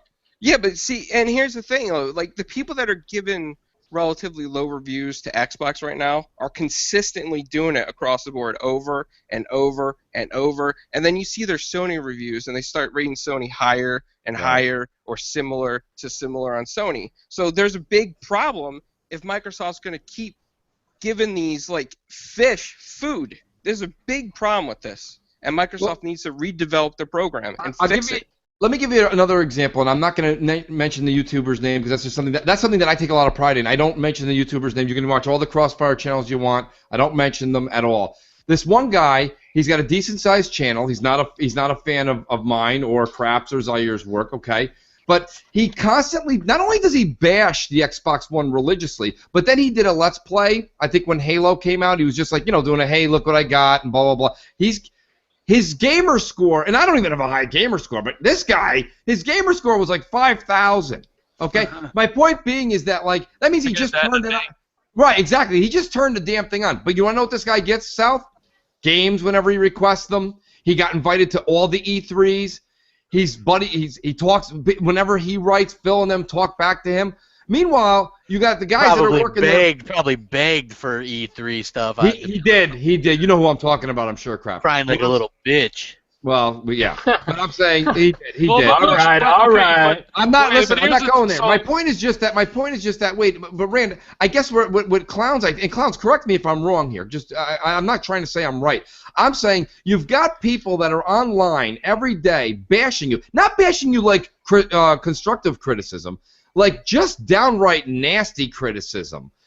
And they get invited to things, they're okay, but then South, like you said, but there's a stigma around us where we actually are pro, and we defend every bad thing they've made all the way up till now. How is there a stigma? What it is it's not just the stigma of you guys hating Sony or something, but it's the racism, I think. Yeah, but listen, the racism is because, South, I'm using you as an example. It's not you. You don't do it on Twitter or anything. But when people come on and use and Crap, you got to back me up here. I've said it before.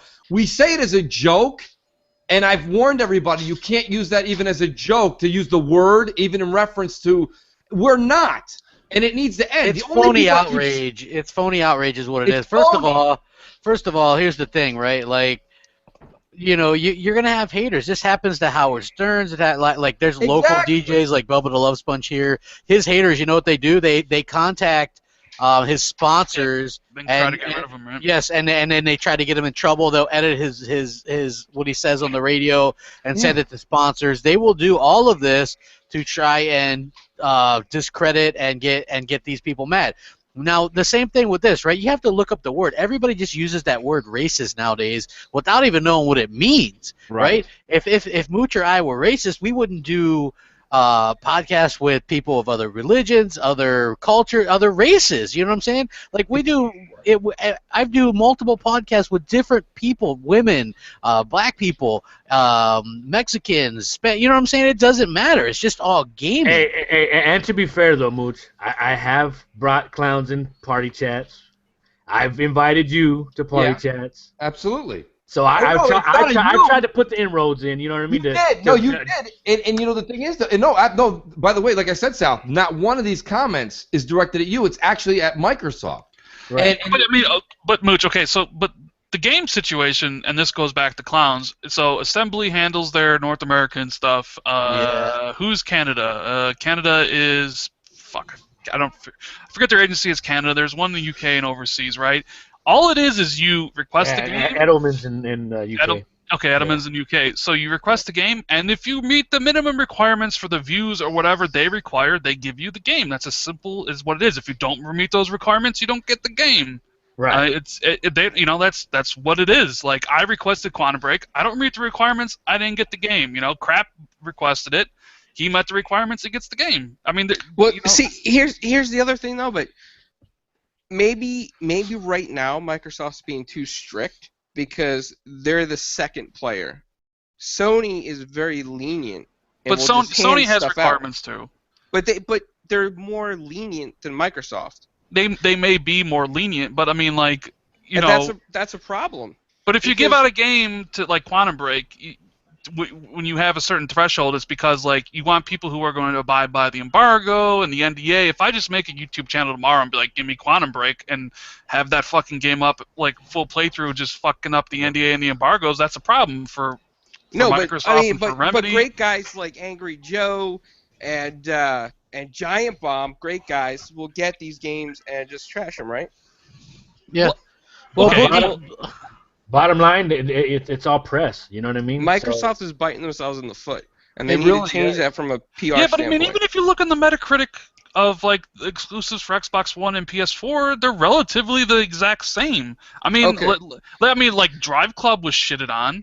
Order was shitted on. Let's not like make the false claim that like every PS4 exclusive. Not everyone, but I will say that there's certain ones that developers like. This is Naughty Dog, right? That okay. game, So if you one game, the one okay, No. but I'm just saying it's not like you go on there and Knack got a 10 out of 10 or fucking. But here's the Drive Club or any of problem, those other Rand. No, games. Rand. Here's the problem, and you got to see. You have to look between the lines because what you said is true, but there's a huge but. Okay, they gave the order a 5 or a 6 or a 7, but the next 2 or 3 weeks they actually came back and wrote articles saying, well, maybe we were kind of wrong, and let's kind of feel bad, and then let's replay that again. Maybe it wasn't so bad. When Halo 5 came out and it got a 6 and a 7 from some people, they still to this day continue to bash that game.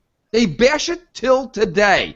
But right now, there's people who are like there's a couple people from those oh crap, who's that guy? Cam and a couple other guys. They were like, we love Drive Club. Have you guys played Drive Club? And then all of a sudden, Drive Club got a resurgence. But games from Microsoft that got a 5 or 6, when they're dead, they're not just dead. They're buried 12 feet underground. Forget 6 feet. We're going 12, so you can't even see the light of day.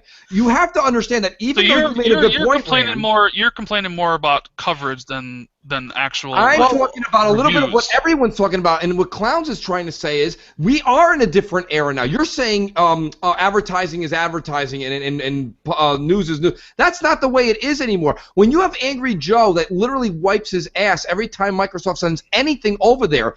Listen, you can't say because 2.5 million people get the exposure. It's literally bad every time he touches it. And then his fans will go on message boards and just continuously trash For it years.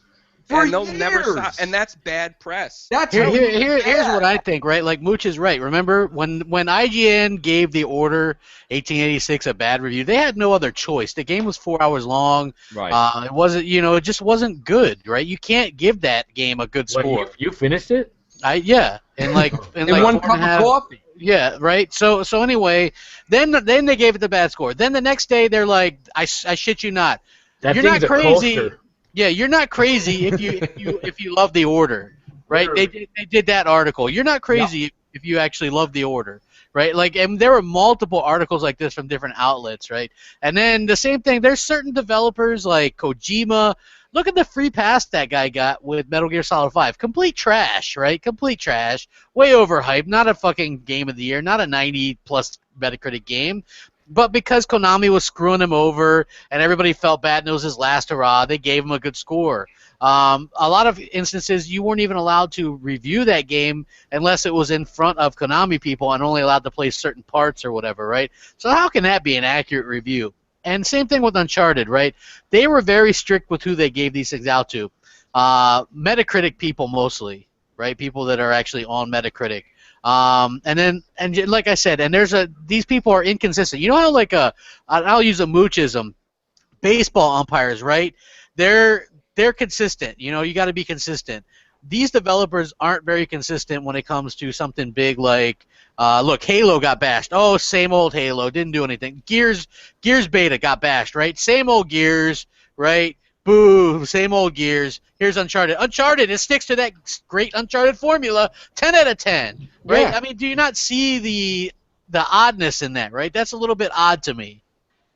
It is odd, and those are actually great examples. And what I meant before, South, when I said, I'm saying it as a joke, I say me and Crap and Zaire. I use us as an example, but someone like us, even if you don't want to put us in there, what Microsoft needs is to promote somebody that, like, Crap has been vocal. And listen, if Angry Joe can shit on a game, then Crap can shit on a game. Well, but to be fair, though, Mooch, to be fair, I don't think Microsoft sent Angry Joe Quantum Break. I think he just bought the game. Because I don't. Angry Joe doesn't really. Is Angry Joe going to be at front and center at E3 for Microsoft? I don't. Well, are you asking if they're going to invite him to their press conference? Probably. Of course they will. I mean, it's not, but okay. I mean, that's all I'm saying. That's all I'm saying. Why?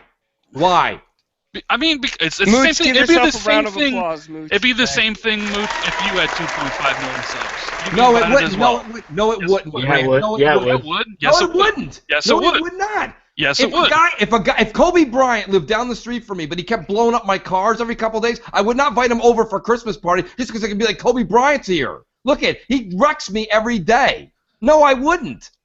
Why would I invite somebody? Because it's just numbers. That's all it is. It's not just numbers, Rand. It's it bad. is. How can It's you numbers? He made fun of Larry Herb So at did I. E3. He made fun of him. I know you don't know what I used to do and other podcasts I used to do before all this stuff. I was even more negative than you could possibly imagine on Xbox. Like, I fucking trashed it daily because I thought the Xbox One was a piece of garbage. Okay. I even fucking did it worse than Angry Joe did. I'm still invited to E3. Like, I mean, even if you want to compare it to Angry Joe, here's the difference, Rand. I'm not trying to like say this in a mean way because you're a great dude. Like you're a great person. I admire what you do and the stuff that you do and how you represent Microsoft. But it's kind of like you're like on the inside club. You're in the boys club. I'm like, not on an inside club. Yes, you are. No. Yes, you are. Okay. I mean, there's nothing wrong with Hey, you. Ryan McCafferty. Ryan McCafferty's in that club too. Look. Yeah, I mean, listen. I am very critical of Microsoft. It's part of the reason why people fucking don't like me. A lot of Xbox fans don't particularly care for me because I am extremely critical of them, right? I will speak my mind. If a game came out, if Quantum Break came out and I didn't like it, regardless of whether Crap thought it was the best Xbox game or if South liked it, I would fucking shit all over that game. I'm not comparing Rand Althor to Angry Joe. Angry Joe has shit on everything. Can you do me a favor? Somebody, anybody, send me something that Angry Joe, since November 13th, 2013 till today, that he said, and he did a positive thing for Microsoft. So You're right. He is a little bit more negative. I mean, you're saying to me, but Rand, I just want to say, you're saying to me, as you, I'm you right now. You're saying, Mooch, listen to me. You're like, I've been critical. I've been hard on Microsoft. You have, but then you did a full week of, God, I love that Remedy game. Because it's good. Right, but he doesn't even do that. We don't get his own opinion, though, man. You can't. No, that's not an opinion. Nobody has an opinion. Wait, negativity for 3 years straight, Rand.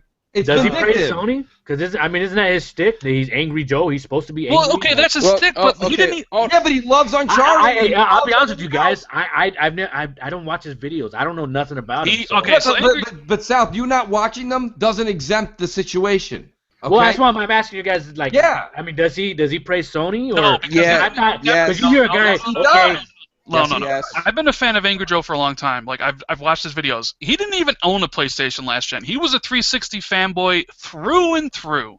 It wasn't until the fucking It wasn't until he got angry at Microsoft and then did the whole flip the switch thing and then saw that he get views and saw that everybody jumped on his channel. Yes, so he keeps up this shtick. I guess you could say he's the flip flopper or whatever, but I mean he didn't play it just like me. I didn't have a PlayStation last gen. He only played Xbox and PC games. That was it. He was an Xbox fucking fanboy. So listen. So you're saying like if somebody was going to give you typical like going wedding gift is $250 for a couple. So if you know somebody that's going to give you $1,000, but you want to like stab the guy, you can't stand the person. You ever turn to your wife, Rand, like when you get married, you're going to be like, oh, make sure Andrew Smith is on the list. I hate that son of a bitch, but he's going to write a hell of a check. Why is it somebody says make sure Angry Joe's at E3 because whatever we give him, he's going to bash us for the next 2 years? Well, because I think they doesn't make any sense. I think the hope is that they'll like something and talk about it like good. That's always the hope, is that these guys with these big audiences will like something and they'll talk to the audience and get, it's the same reason why Battlefield 5 is fucking sponsored by Xbox One. Because like you watched that reveal trailer today, and what was presented by Xbox One. Well, that was the smartest move they made. Well, I know, but it's the generation. hope. It's the hope that people connect Battlefield 5 to Xbox One. So essentially, with Angry Joe or Boogie's audience or PewDiePie's audience, it's the hope that like they find something they enjoy about the system or a game on the system. Okay, Rand, but listen, I want to let you know, and I want to let them know, if anyone's listening, that their idea of that is failing. and it's not working. Because the minute Larry Herb left, PewDiePie played the Quantum Break for like a week streaming. Yeah, but PewDiePie is not on record of being a Microsoft hater like Boogie and the other guy. Boogie had Larry Herb in his hold on. house. He's made good comments about Xbox before. Very far and few between. He's a self-professed Sony fanboy. So that's like me. That's like me saying. And then he turns around. Everybody knows and I'm an Xbox fanboy. No, and then he turns around and mocks Xbox fans because Xbox fans brought up the Let's Play issue. So he turns around and mocks Xbox fans, and they're still gonna kiss his feet like the Golden Messiah. He actually called out Tim Dog, which is my friend. He called Tim out basically. He didn't say his name, but he called him out. And I listen. Everybody was attacking him. Everybody was going at him. Of course he's going to fucking make a comment. If someone's going at you, Mooch, someone going at you, Clown, sure. You guys are going to be like, fuck you guys. Right. And that's fine. Don't get me wrong. No. When it's a personal, when he feels he's being attacked, that's fine. Listen, everybody talks about his health and his weight and everything else. They can't say, you're just a fucking pony. No, you're a fucking fat-ass pony. You know what I mean? He puts it out. He puts that out. Here's the thing. I get that all the time, and I never attack anybody over it. Yep. Yeah, but you're racist. Yeah, exactly, right? See, that's what I'm saying. And that's the point. See, that's what I'm saying. But see, South, when you say that, that should be stopped. That needs to be stopped. Because when you say that, that's what continues this stigma that's not true. And it's not funny. Well, see, and I say it like a joke because I know. Yeah, but it's not funny because but okay, then that's fine. So that means when anybody at Xbox says anything to you, you should be like, no, Phil, or no, whoever, no, bring Mooch and crap into here, get them tickets because they're not like that. That's crap. I know you do. Here's the thing. I was talking to Phil one-on-one, and he asked me. He was like, I've heard like the racism, rumors or whatever. And he's like, is it true? I go. They're on podcasts with two black guys, and you know what I mean. It's like the United Nations in that fucking podcast. You would think, like, if they're they're racist, they wouldn't have nothing to do with Zaire, showstopper. I mean, I grew up in a city in New York. Like, I mean, what is it? I'm more of a melting pot than anybody that's judging us. Yeah, like, that's I don't think understand. you grew up in New York and be a racist. I don't know. No, it's almost impossible. You wouldn't make it to 21. You'd be dead. No. Like. I don't understand. Like, that's what people don't understand. And that's why I said, and don't get me wrong, Sal, again, it's not only at you. I've said this when we had pre BGST. You can ask crap. I've said it. I said, guys, let's not even talk about it as a joke because I said people are taking it the wrong way. And I've even, that's why I even wrote to Zaire a few times to change. Sometimes he has a funny picture or a thumbnail on a video. And I'm like, don't put that. I've written him. I said, please take that off because people don't understand that that's you just being funny. Because you just can't do that these days. Yeah. And that's the part. So it's literally the clowning. Everybody's looking to be offended by something, right? And I get it. Microsoft, I'm cool with that. Like I'm not. And I joke around about being banned from these different podcasts and stuff. Personally, I don't care. It's like Phil's inboxed me before and said he appreciated the support or whatever, and I've talked, and I've talked with Aaron, and I told Aaron, this or that or the other, you know what I'm saying, and whatever, as far as I'm concerned, that's cool. If I don't, I mean, I'm sure if I went to E3 that they would probably shake my hand and stuff. But, like, I can't be worried about, like I understand why they would worry about that because they've got all that stigma or whatever. But when you have to understand that. What I would just say to them if I had a chance to talk to Phil like one-on-one, I would just say, well, you understand that Xbox is so hated that I did a video. This started my whole channel basically because I was just doing reviews. I did one video and I didn't expect any kind of reaction like this, right? I would get a couple hundred views on my videos here and there. I did a video about how I was excited I was going to get an Xbox One and I could only get one, so I was getting an Xbox One over a PS4 because PS4 only had 2 exclusives at launch: Killzone, which I hated that franchise, and Knack, which looks like shit. When I look over at Xbox, it was like Forza, my favorite racing franchise, Dead Rising 3, that looked fucking phenomenal. Rise graphically melted my fucking face off. You know what I mean? And then Killer Instinct, they're bringing that back. Of course I was going to go with the Xbox. Yeah. So I said I did a video, not schmarmy, I wasn't even in dick mode. I was just like, look, I'm really excited for it. I'm going to get it. I got thousands of dislikes. People told me, kill yourself, do this. They literally take this shit way seriously? Too far. Yeah, too seriously, right? And so that basically kind of created me, right? So it's like I don't, and they even invent see that's the thing. most people don't know your persona versus the real person. Shh, it's all the same thing. Shut up. Seriously. Seriously. Oh yeah, it's true. Everybody No, thinks if someone right. met crap, in real life, you wouldn't even fucking recognize them. no. He's taking care of those wounded dogs and stuff, right? That's a good point, South. That's a good point, and that's literally what people need to understand. And I think that I don't say it so much because I think my show is a little bit different. But when Crap does his videos every day and Z does his, he says we're here for entertainment. Yeah. And he always says you don't have to tune in. That's the whole thing. I mean, Howard Stern really is the best example. Like, the number one reason people tune in is because they can't wait to see what he's going to say next. The reason people hate him that tune in is because they can't wait to see what he's going to say next. So you're either enthralled or you don't like what he's doing, but it's for pure entertainment, and you don't have to turn it on. So, hey, look, I'll be the first to admit I can push buttons, and I'm good at it. You know what I mean? Like that new shirt idea that I have, right? Or the one with me pissing on the PS. Those things push buttons, right? Like it's all just stomach for that shit. I'll tell you. Yeah, I mean it's all like that thumbnail that I put up for my video about Uncharted. Did you guys see it? It's Kaz holding big bags of money with like IGN logos and GameSpot logos, and like giving it, you know what I mean? And then like you see the perfect 10s coming up. You know what I mean? Like that's all. It's just for fun. You know what I mean? Like I don't really think that he paid anybody off, but I do think that like. These places go off of clicks, and look at the hate that somebody gets for giving an 8.8. They actually started a petition against this woman to not allow her to review any more PlayStation games. So you have that kind of stigma where if you give a PlayStation game a bad review, you're going to get a lot of hate. Look at that guy not too long ago. I forget who he said The Last of Us wasn't a great game, right? He said he liked the game, but the shooting was broken. It was really repetitive or whatever, and I agreed 100% with that, right? But he got a lot of shit for it.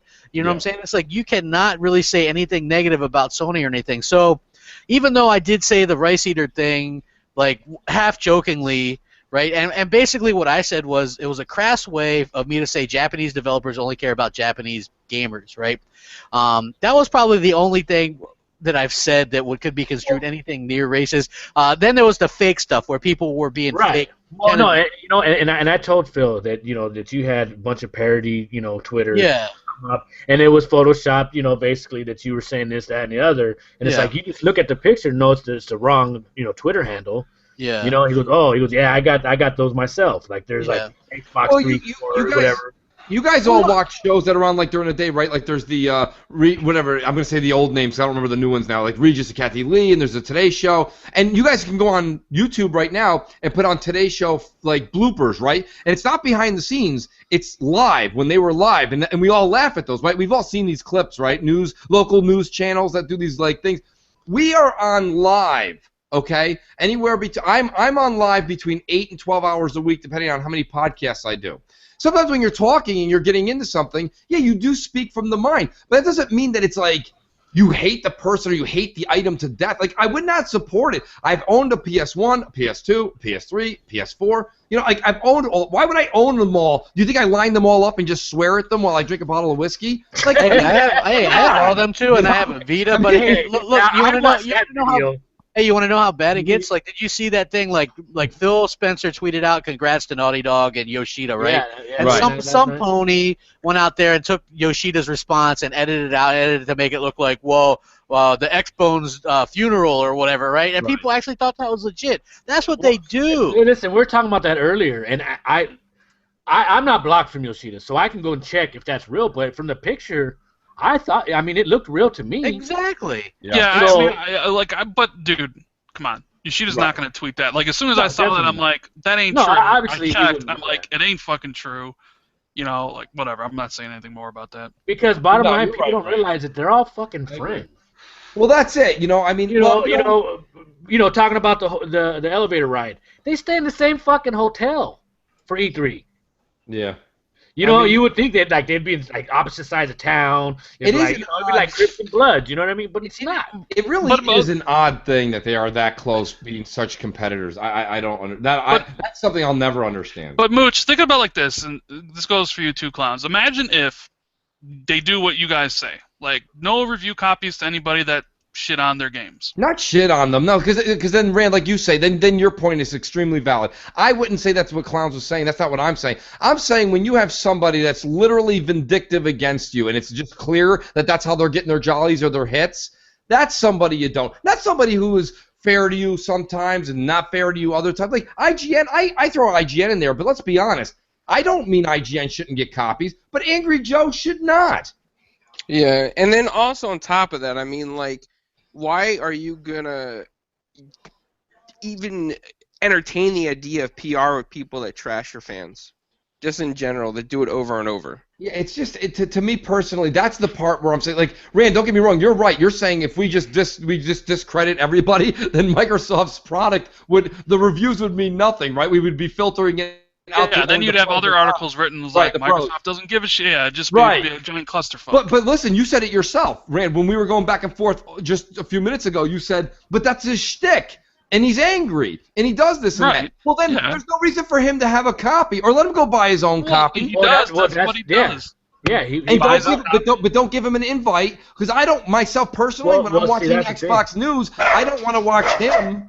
I don't want to watch him being like, and this sucked, and that sucked. Oh, here's Major Nelson. Major Nelson, by the way, everything you just presented sucked, and I'm angry, Joe. I'm angry. Well, you're right. I mean, he was always big, but yeah, after that E3 stuff, his popularity took off, and perhaps right. I mean, like, look, like most of these YouTubers, let's just be honest. Most of them it's an act for whatever they want to get out of it, and he's one of them. Like, you know, it's that's what it is. That's what pays the bills, essentially. Well, Sal, right? And listen, the first time I actually talked, I was tweeting back and forth with Tim Dog for a while, but the first time I ever got to meet him was when he came onto a BGST. But we actually talked for an hour and a half before we even went live this one week, when Tim's first week, and it was the time with the whole handshake thing came up. It was revisited with Larry and with the Gaff, and like the part that was baffling to Zaire was he's like, so Tim, do you think Gaff will get like a cold shoulder? He's like, oh no, they got invited again, and he's like, what? After all of that bad-mouthing and everything, you're going to invite Gaff? Gaff is as clear as day. I mean, they're just selling Sony T-shirts on their... that's the funny thing is, like, people in, like, PR, they have to stay on top of Gaff. Like, they have to pay attention to it. No matter how much they get blasted and burned and you know, shit show. That's why I joke and I say me and Crap and Z. Well, okay? Obviously, that's why you should have a show like ours on there that's pro Xbox. Of course we would tone down a little bit of the cursing. Well, see, that's the thing. There has to be a way because we do need pro Xbox, you know, out there more. Hey, look, I've done a few interviews with people, right? Not a lot. I interviewed the fucking father of Xbox, Seamus Blackley, and that went swimmingly, right? That was a great. I also interviewed Mike Micah, good guy. He's good, and I also interviewed the guy from Team Dakota who did Project Spark. You know what I'm saying? Like, that's interesting. Like, to me, that's not very fun for me, because I like to be a little bit shocking. Like, I would ask questions that maybe other people wouldn't, you know, so they would probably avoid me, and I'm fine with that. It doesn't really matter to me, but I will say that I probably have sold a lot more Xboxes than some of these bigger YouTubes. I get messages every day from people that did that, you know what I mean? And I think just because, and I don't get paid to do that or anything, the product's better, the games are better, the services are better, the controller's certainly better. You know what I mean? And that's why I go by that. If that day changed, then it'd be fine. But it's just like me speaking from the heart. And if they, you know, it's like, you know, like Rambo loved this country, but his country didn't love him. You know what I'm saying? Like, I get that sometimes with Xbox. Well, see, you know, and that's the funny thing about Tim Dog, because he's kind of an anomaly. Because he's a BGST, and he's always in the trenches, and people would think that, you know, everybody hates him, but they actually love him. So, I mean, really, it should be the same with you guys. That's all I'm saying. Exactly. And South, you just knocked it out of the park. That's what I'm saying. Like, what Crap is saying, I get those now. When Crap first told me this when I first started, I was like, no, I'm not getting that. I have people all the time on Xbox Live being like, actually, you know, Mooch, at first I didn't agree with you, but after tuning in, I do agree with you saying. Now I'm an Xbox guy. I like Xbox product more. I like what you're doing. And honestly, they're like, you opened our eyes. That doesn't mean that, like, who gives a shit? But what I'm saying is, like, it's not about me. Who cares about me and Crap's channel? I've always tried to say it's not about us. But when it comes down to it, when Phil's actually, like, trying to reckon, why don't say, like, forget us? Even the more hardcore guys that are even more, how about Xbox Addict? That guy's got an entire wing of his house he gets dedicated to Xbox. Well, that's good. He should, and he's a good guy. You know, he's a really good guy. He should be. Those are the people you should focus on, and not the Angry Joes and the Boogies and these guys that are.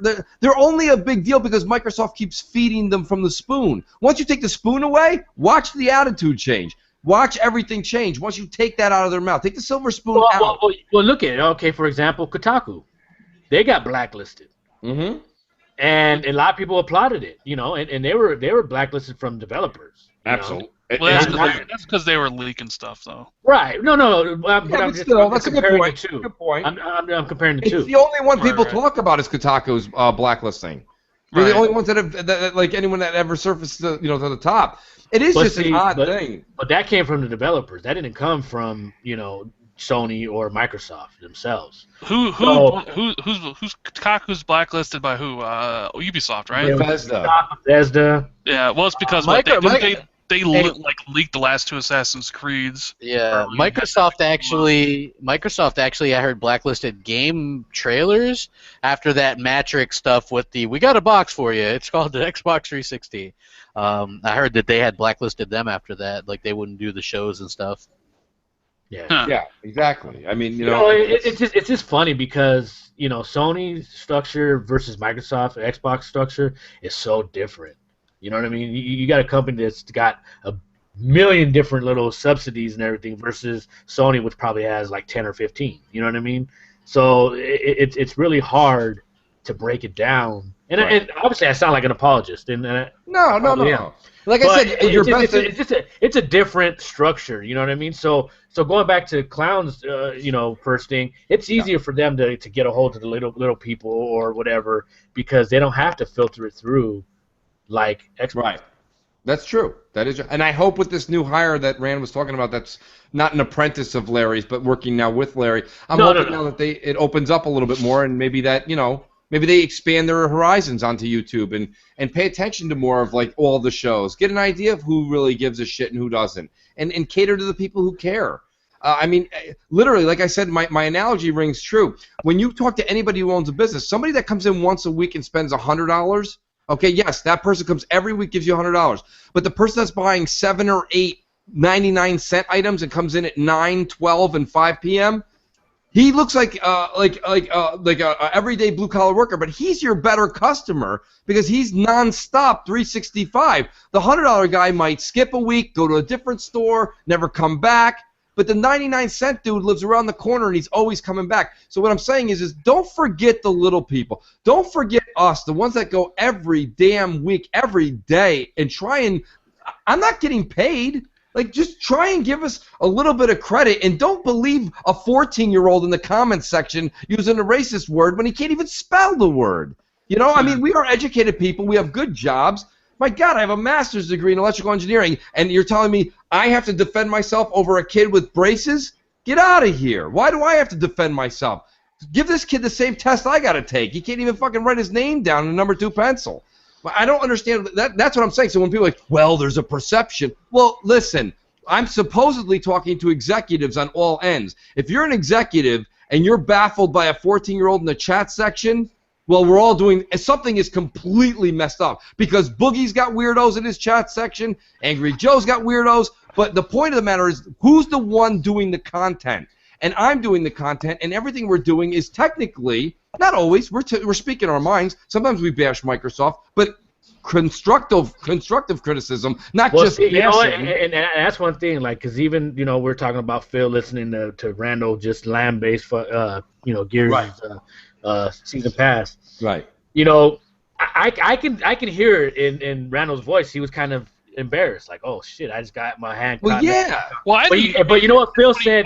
What? There's nothing wrong with having an opinion. Like when Phil came to me and he was like, oh, so what do you think about Gamescom? And I was like, fuck, because I wasn't blown away. Right. I really wasn't that impressed with it. And I was like, how the hell could you not be impressed with that? That was fucking amazing. To me, there was no like mic drop. Jeremy fucking sold his Xbox because of that press conference. Yeah. So me, I go, you want me to lie to you? You want to be honest? He goes, no, I want you to be honest. And I said, I really wasn't that impressed. And I said, me being a huge Xbox fan, I was expecting more. I thought we were going to get like another, surprise for like, for instance, like Mass Effect or, something like that. I was hoping. You mentioned Mass Effect. Jamie's about to tweet something out. Well, yeah, of course. No, but, something like that. Like I wanted to see something huge. Halo Wars 2? Not I don't give a fuck about that. And most people don't. Right. So, I want to go back to something, though, real quick on this topic that we're debating on. So, at the end of the day, for example, right, look at the small guys, like, 4 guys with quarters, for example. We're kind of small, right? We're very small compared to what's out there, okay? And we're mostly an Xbox podcast majority, right, because we're all Xbox fans on the show. Right. And we try to get stuff from Microsoft on occasion, and it's harder for us. But Sony will come and offer us stuff. So think about that, to how many other podcasts like 4 Guys with Quarters out there that are getting stuff from Sony that are Xbox right, fans. And I said Sony's ahead of the curve, and I've requested stuff from Microsoft, and I have yet to get anything from them. Even though, as you guys says, I'm in the good boys club. Yeah, and believe me, there's stuff that I don't get. There's because the PR is focused on one thing and one thing only. Do your numbers reach our minimum requirement?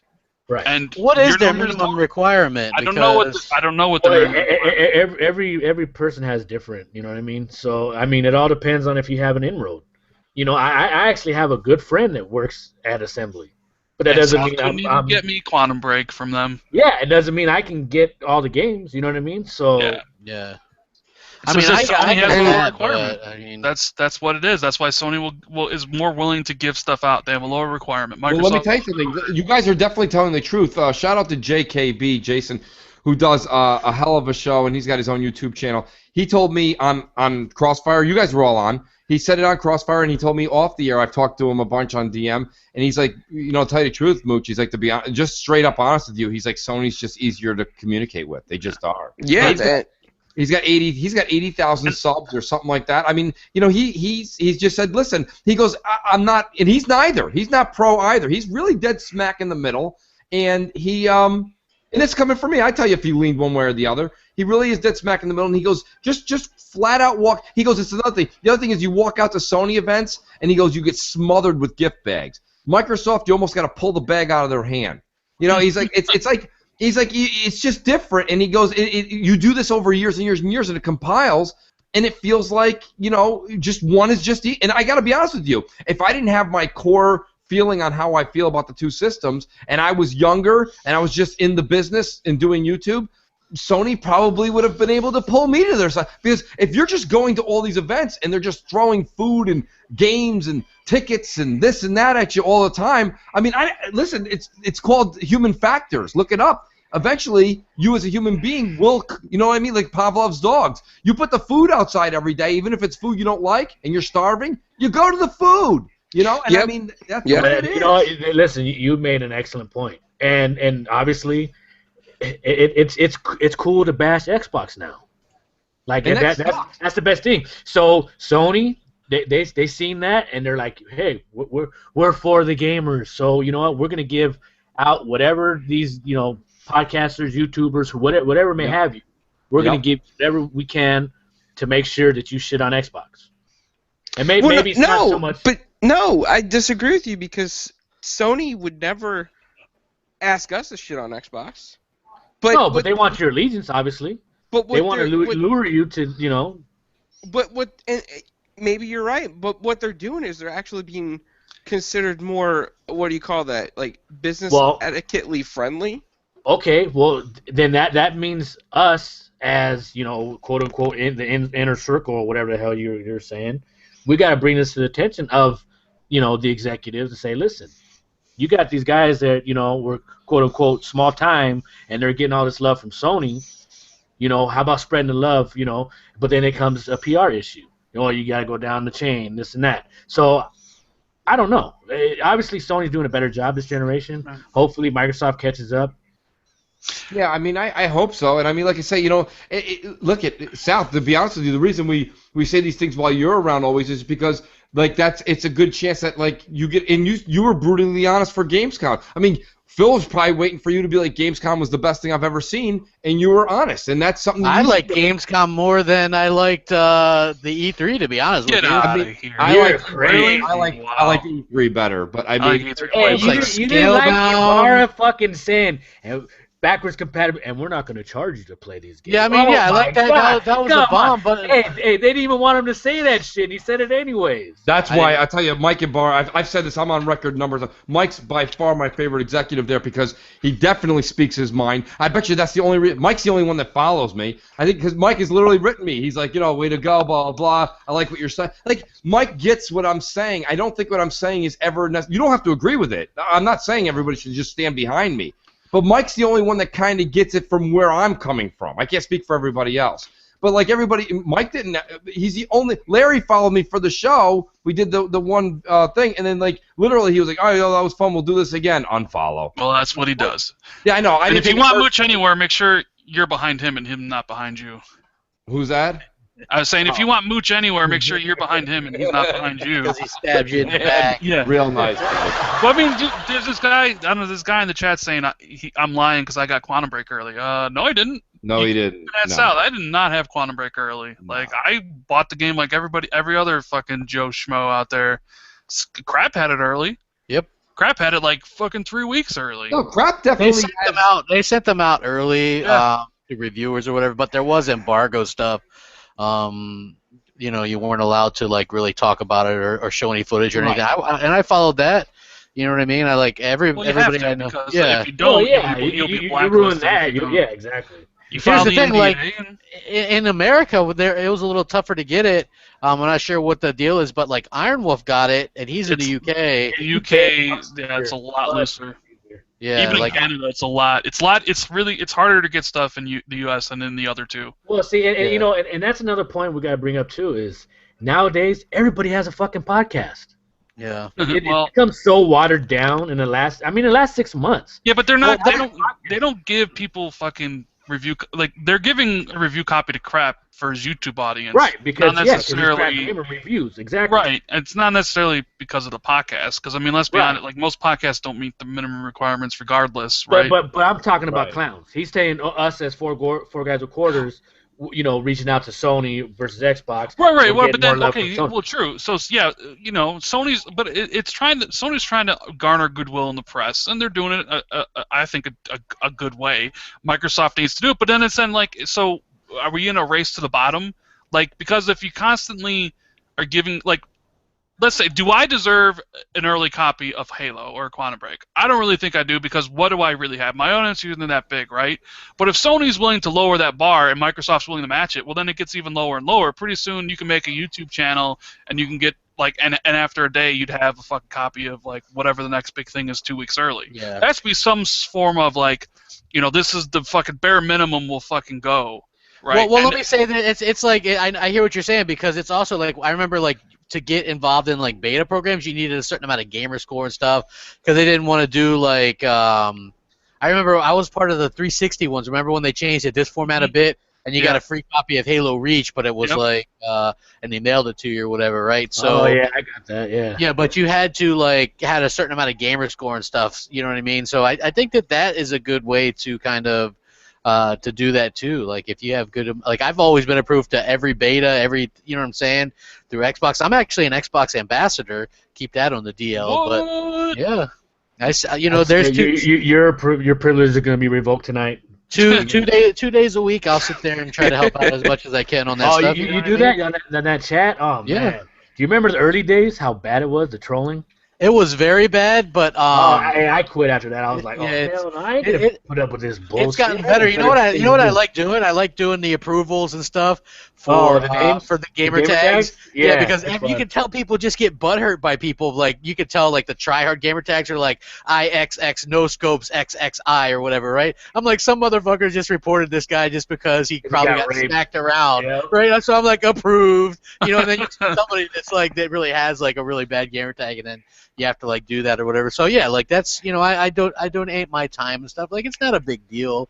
You know what I mean? Like I thought that there was like somebody that does that for Sony too or whatever, but that I have fun with that. I try to do that whenever I have some free time. Yeah, but like as far as like getting games, Microsoft is just looking at your YouTube numbers and being like, all right, you meet some requirement, give them Quantum Break, give them Gears 4. Yeah, I'm just saying, but some companies honestly, PTK. You guys know who PTK Blam is, right?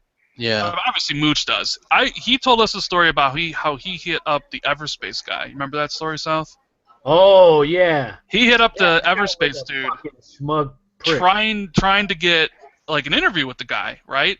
And they were exchanging emails back and forth, and like at the time, PTK had 500, and the Everspace guy's like, "Yeah, sure, I'd love to come on your show." ... When you have 5,000 subs. Oh. Wow. Yeah, so I mean, like it's not just like Microsoft and Sony.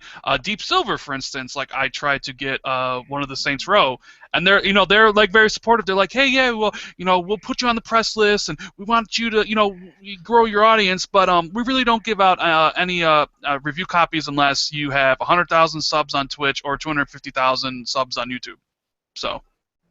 I mean, doing the interview, that comes off as crass and that's kind of pompous. I do understand Microsoft. Like I've never, and Southie even wrote to me and said, Mooch, listen, you got enough now where you should start to ask. Yeah, I've never asked because, but if Microsoft, let's just put it this way, let's say I did ask Microsoft, and they're like, no, you're not at the threshold. You don't ask Microsoft if you ask. No, I know, I understand that, but I would still understand that. I would never, ever get upset with them because let me tell you something. Those things cost them money. They're not just going to hand them out, okay? So let's be honest. Like I'll give you another example. Like if you go to a liquor store and you buy a $6 liter of like just absolute awful vodka, and you're like, oh, that's $6. If you go to your local bar and you see that same bottle in their well tray, and you're like, listen, instead of me coming up here a million times, how much are you going to charge me for that bottle? He's going to say, give me $180. And you're going to go, $180? Are you out of your mind? He's going to go, no, I get 33 shots out of it, and they're $6 a drink. So you figure it out. You know what I mean? So that's what I'm saying here. That disc doesn't really cost it costs peanuts. But why are they going to give me a code or a disc when I was a potential $65 customer? You have to earn that with numbers. So Microsoft doing that, I'm okay with that. That part of Microsoft, or publisher, excuse me, however that's deemed worthy, that's not something I was talking more for like the fan thing, or when you're doing a round table, like you were saying what they do with the MVPs. And I'm friends with a lot of those guys, and I think a lot of them are good. I think some of them shouldn't be in there. But just because I agree with you 100%. There's some guys you're like, who are they? They're supposed to be community guys. You're like, I've never heard of them. Exactly. Like, how about actually what would be fun if Phil said, literally, I'm going to take the TXR, Xbox Nation, BGST, and 4 guys with quarters. I'm flying you guys out for a weekend, and we're absolutely going to drill you guys. We want to pick your brain. They would be amazed of the shit they would get from us versus the MVP table. You know what I mean? Like, it wouldn't be a yes man meeting, that's for sure. Absolutely not. But it would be good. It would be constructive. It wouldn't be like, you suck, blah. You know, like, it would be constructive. You know what I mean? Like, Angry Mooch. I should do that. I should change just rebrand myself. You know, I mean, this is a good conversation, and I appreciate everybody's really putting that. That's why it's CrossFire. I named this CrossFire, and it doesn't happen on episode 1. Sometimes it's going to happen on episode 100. But what's great is to get good conversation. You can see we held just about 300 people for well over 2 hours. The point being is that people give a shit about this, and that's why we're passionate. That's why we're doing this. You know, I'm not doing this to make a check. I do it because I like it. You know, and that's the difference between people who want to do it for just being recognized and making money and getting clicks. 2.5 million viewers, Angry Joe. But I'm not. No, I get on every day, and when Clowns invites me to his show, and when TXR had me on, and I go on because I enjoy it, and it's a passion I like to do. So, you know, and I think you can hear the passion in each one of your voices tonight, and that was great. You can really hear people ask me why I do so many podcasts, and same thing. There's a reason why I have a lot of free time, but like I like talking about video games and stuff. I like the rumor mongering and the speculation and shit, even though me too. Speculating about hardware is getting a little boring right now, Yeah. and you know. Well, like, it'll get better, Rand, once we actually have some of this. Right, new but I mean, hardware. I like talking about that stuff because it's fun. Like I like talking about video games because I fucking love video games. You know, Yeah, like me too. it just is. And like yeah, I mean like you know, I can't do all the shows. I mean, sure, I would. You know, if I had all the time. Oh, damn it! You believe me, you could. You yeah, would. Road to 1 million podcasts, right? Whoa, someone. Damn! Someone lost their chair. Someone Yeah, lost their hand. their chair and their shoes. That was here. That was awesome, clowns. Hey, you just got an email from Sony inviting me to E3. Yeah, that was Sony and Greg Miller and his fan base knocking on my door right there. They're breaking down my door. Hey, He got out of his chair because The Sony thing about invited him to podcasts is Storm Shadow says Rand likes to talk. Well, if to be on a podcast, number one thing you have to do is you have to fucking talk. Otherwise, what's the point of being on a podcast? Yeah, when you're Like, on a you have to podcast talk. and it's slow and no one's talking, first of all, your audience usually doesn't hang around, and it's even uncomfortable for the panel. Yeah, I mean, look at the difference. Like when like you know you do CrossFire and do Xbox Nation. Like crap fucking talks like 80% of the time on Xbox Nation, but then he comes on CrossFire. You know, it's Mooch talking most of the time, right? Well, I mean, like you can still like crap talk about that all the time. That's something you do out of common courtesy too for each show. Like, you know, if Crap was trying to get a point across on Xbox Nation, I'm constantly interrupting him. Like, he may let me do it an episode or two, but you do have to let the person who's show, and that's why I think, like, whether you like it or not, that's why BGST, Zaire usually holds the mic a little bit longer. It's his show. You know, he came up with it. He always gives us all credit, which is very nice of him. But, I mean, it is his show, you know. So, I mean, and the same thing with, like, now, TXR, I would say that there seems to be a fine, and this is from the outside looking in, I love your show. I literally, I don't think I've missed a show in, I don't know how long. It's been 3 months straight I've been listening to you guys, like, nonstop. And, before I would catch it on an off day. Now I catch it live. And I like the show a lot. I think it's got a good dynamic. I think you guys have a couple of what I'll call forefathers on the show that came together, because I don't think it was one guy. I think it was a couple of you. Well, yeah, I mean, Xbox Nation is Crap's show. Yes. You know, Crossfire is your show. Like, TXR, it's a 5-person show. You know, right, like, and I think that's great. You guys are evenly distributed. I mean, you all bring something to the table. And, hell of a job interviewing that Remedy guy the other day. Hey, that was a clusterfuck from the jump. Yeah, my internet was No. Did you guys see the David Jaffe interview? No, because I hate that asshole. Oh, you should go back and watch that interview. You should go back and watch that on TXR. The worst part about that is when Jeremy fucking had to speak up his mind saying, I think that game would have done better on Xbox Live. And he goes, oh, yeah, why? And Jeremy was kind of like, and I had to shake my head like, oh, this fucking idiot. Yeah, the Remedy one was, my internet was down. I couldn't set up the call. The guy, he couldn't get it working on his phone, right? He couldn't get it working on his Mac. And then he couldn't get it working on the work PC because he didn't have, privileges to install it, the Hangouts. And so he jumped on his iPad, and it was just, I mean, we couldn't hear him, he couldn't hear us, and then it's all right, we'll start it over, we'll try it over again, and then we just say, if we call it, we'll just reschedule, and so I guess we're gonna do it next week. That's what happens when you try to, fuck it, do it live when it goes wrong, like sometimes that shit happens. And it's crazy because the dude is really like cool. Because for the little bit we got a chance to talk to him off air, he seemed really cool. So I was kind of bummed we didn't get a chance to like. Well, it sounded like interview. From the tweets you guys put out, it sounds like you guys are rescheduling. Yeah. Well, that's cool. That's fine. I was all tuned in to watch it, and I'm glad you guys were able to reschedule because that's back in the middle of my workday. There was no way I was going to be able to listen to it. I would have caught it tonight, but.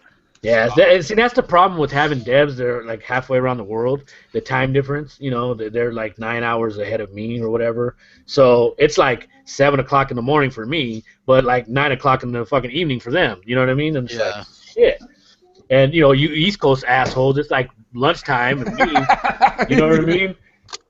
I know exactly what you mean. And listen, there's the clock. In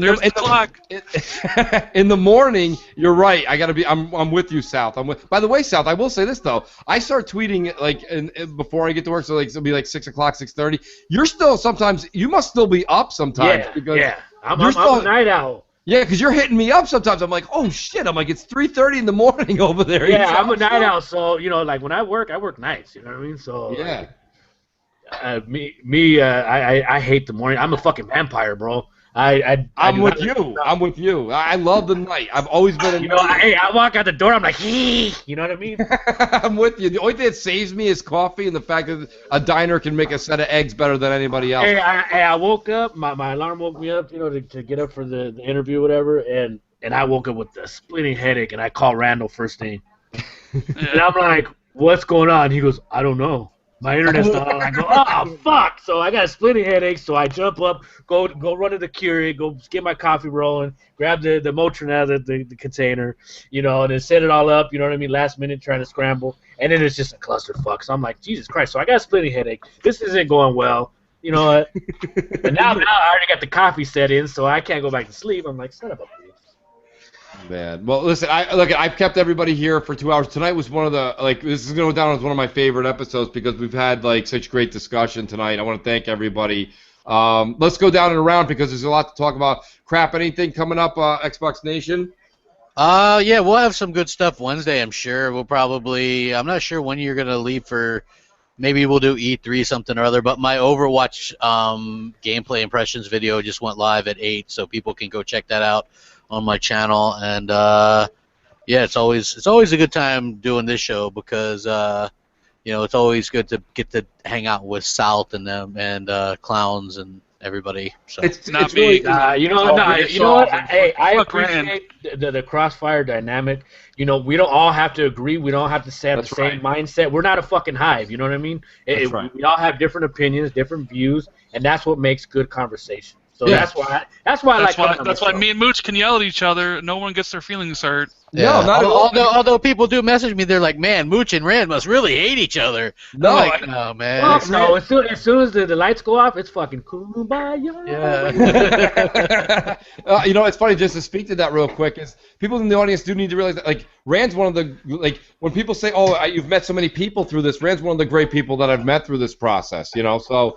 No, and absolutely, and South. Don't gas them up, shit. No, it's true. I mean, South, and you make a good point. I told you when I was starting the show, I said the whole reason I said this is because you said to me, remember, you said, well, listen, Mooch, when I come on, I'm gonna speak my mind. I said, well, if you don't, then we're not doing that's not what I want to do. Then this is not supposed to come on and everybody just agree with each other. That's some other show, So I mean, I really, really enjoy it. I appreciate and thank you guys for speaking from the heart, right from the gut.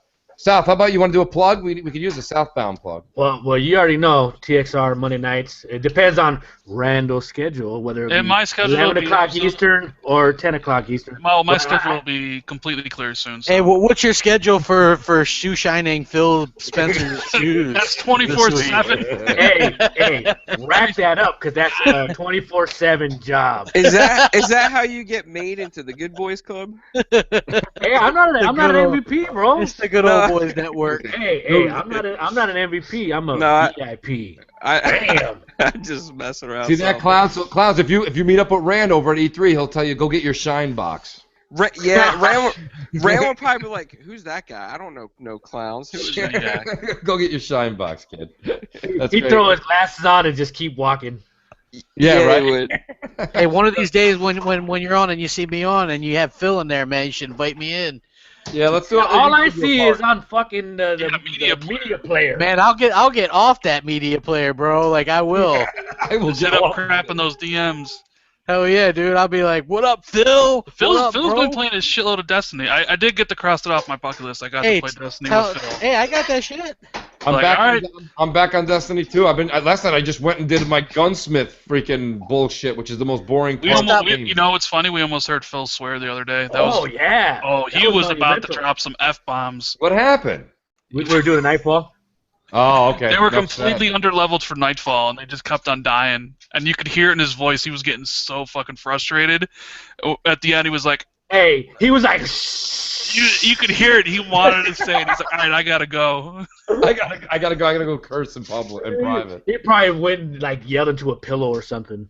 It's great. Hey, probably Clown, even fired some interns the next day or something.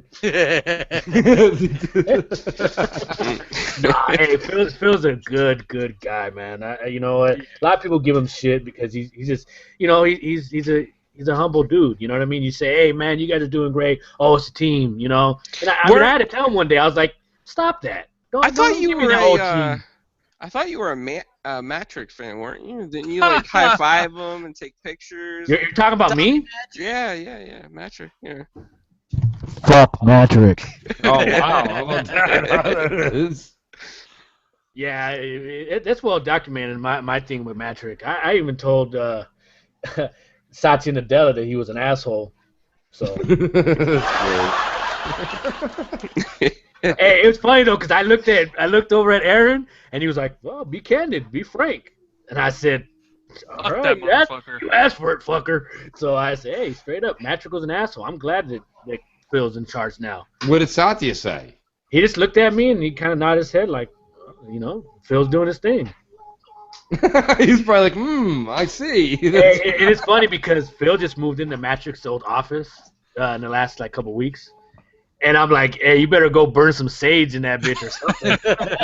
Check for fucking like voodoo bags and shit. You damn right. Some hexes. You gotta exorcise some demons. Oh, man. Is Matrix still over at Zynga? No, they left. canned him That after fucking like 6 months. Yeah, I believe their office building is now worth more than the company. That's a hell of an office building. I just left. Donnie Matrick fucking in- not only ruined Xbox, ruined that fucking company. Drove 2 companies in a row, fucking straight into the ground. Good job, Donnie. Man. And yet there are some Xbox people that believe he had everything to do with the Xbox. Yeah, And that's why I laugh, because kind of being on the semi, inside, you get to hear kind of like, well, it wasn't really, Matrick didn't. I was like, yeah, I know. people hated that guy. Yeah, like He never showed up for anything. Yeah, he was a true corporate guy. Just showed up for a few minutes and bounced. Thank you, crap. You're finally catching on, brother. Well, no, I knew that. 2 Like months the ago, guy. you were like, "Oh, Matrick is fucking awesome." No. I said some of his ideas made Xbox money, right? That was what I said, was that he was making the Xbox money. But what you just said 2 minutes ago, saying that he wasn't there. Yeah. Majority of those decisions that you're giving him credit for, he wasn't there for. Yeah, you're probably right. I mean, that's fine. Look, I have no love for the guy. We, you know what I'm saying? I just, I do like Ballmer. Nobody will ever change my mind on that. Ballmer was like blasting the glass. He was great. Yeah, he saved the Xbox. He's the one that approved that $1 billion Red Ring of Death thing. I remember talking to Seamus Blackley when I interviewed him about Ballmer. You know what I mean? About how, like, just absolutely, when he believed in the product, man, he'd do anything for it. So. It's too bad they didn't believe in the fucking cell phone market. Remember? Nobody's gonna buy the iPhone. Oh god. Oh god. We're gonna talk about Windows phones. Time to go. Clouds, let's do a 4 Guys with Quarters. Cue the music. 4guyswithquarters.com, 4GWQ podcast on Twitter, 4 Guys with Quarters on YouTube and Twitch. And Zaz and Clowns will be starting a negative trash talk to shitty people in the industry show. And it's Mooch like and the Crap Oscar, are when always the music welcome starts on. and shit. Like, all right, you're taking too long. Come on. I can't wait. Yeah, keep us posted, Clowns. We'll definitely promote that. 4 Guys with Quarters. Randall, how about you, buddy? Well, since South did the TXR thing, I'm just gonna shout out 2 games. Super Hot is probably one of the best indie games on the Xbox One. I definitely recommend everybody pick up that game or play it at some point. It is really, really good, and I can't stress that enough. And the other game is Overwatch. It's fucking fun as hell. It's amazing. I love everything about that game. I told She-Wolf and GKB, hit me up later tonight. I do want to, if you guys are up, let's do a try and take a Vibrant or something. Let's do Did you say a Viagra? No, a Vibrant. No, definitely. Oh. I don't want to be in that conversation. No. Vibrant. You wake up. He's got to wake up. We got to keep this guy up late. Pot of coffee. Overwatch is a lot of fun. It is very good. Yeah, man, I want to try it. I just downloaded the beta last night, so I'm going to give it a shot tonight. I wish it would be $30 if it's only online only, and then it would be like a sure thing. It's $40 on the PC, but it's that $20 tax that Microsoft. Man, I ain't buying shit on PC, man. I know, but I'm just saying it's $40 cheaper on PC just because they don't have to fucking pay any royalties to anybody. Yeah, I know. No. Well, and you guys will tune in next week for Crossfire Beyond. Actually, I take that back. I am going to be. I still plan on doing Crap Your Show. I'm going to have to call in as Clowns is on the phone. I'm on the road for travel, and I got another wedding next week. But so CrossFire will either be next Thursday night or it'll be. We may have to skip a week. I'll keep the audience tuned to that. But I will make Xbox Nation Wednesday at 8 p.m. and I will be on BGST at 7. So thank you, everybody. I appreciate your 2.5 hours with us on a Friday night. Rocking with us. And let's just game out tonight, hang out with your best, your loved ones, and peace. We'll catch you next week.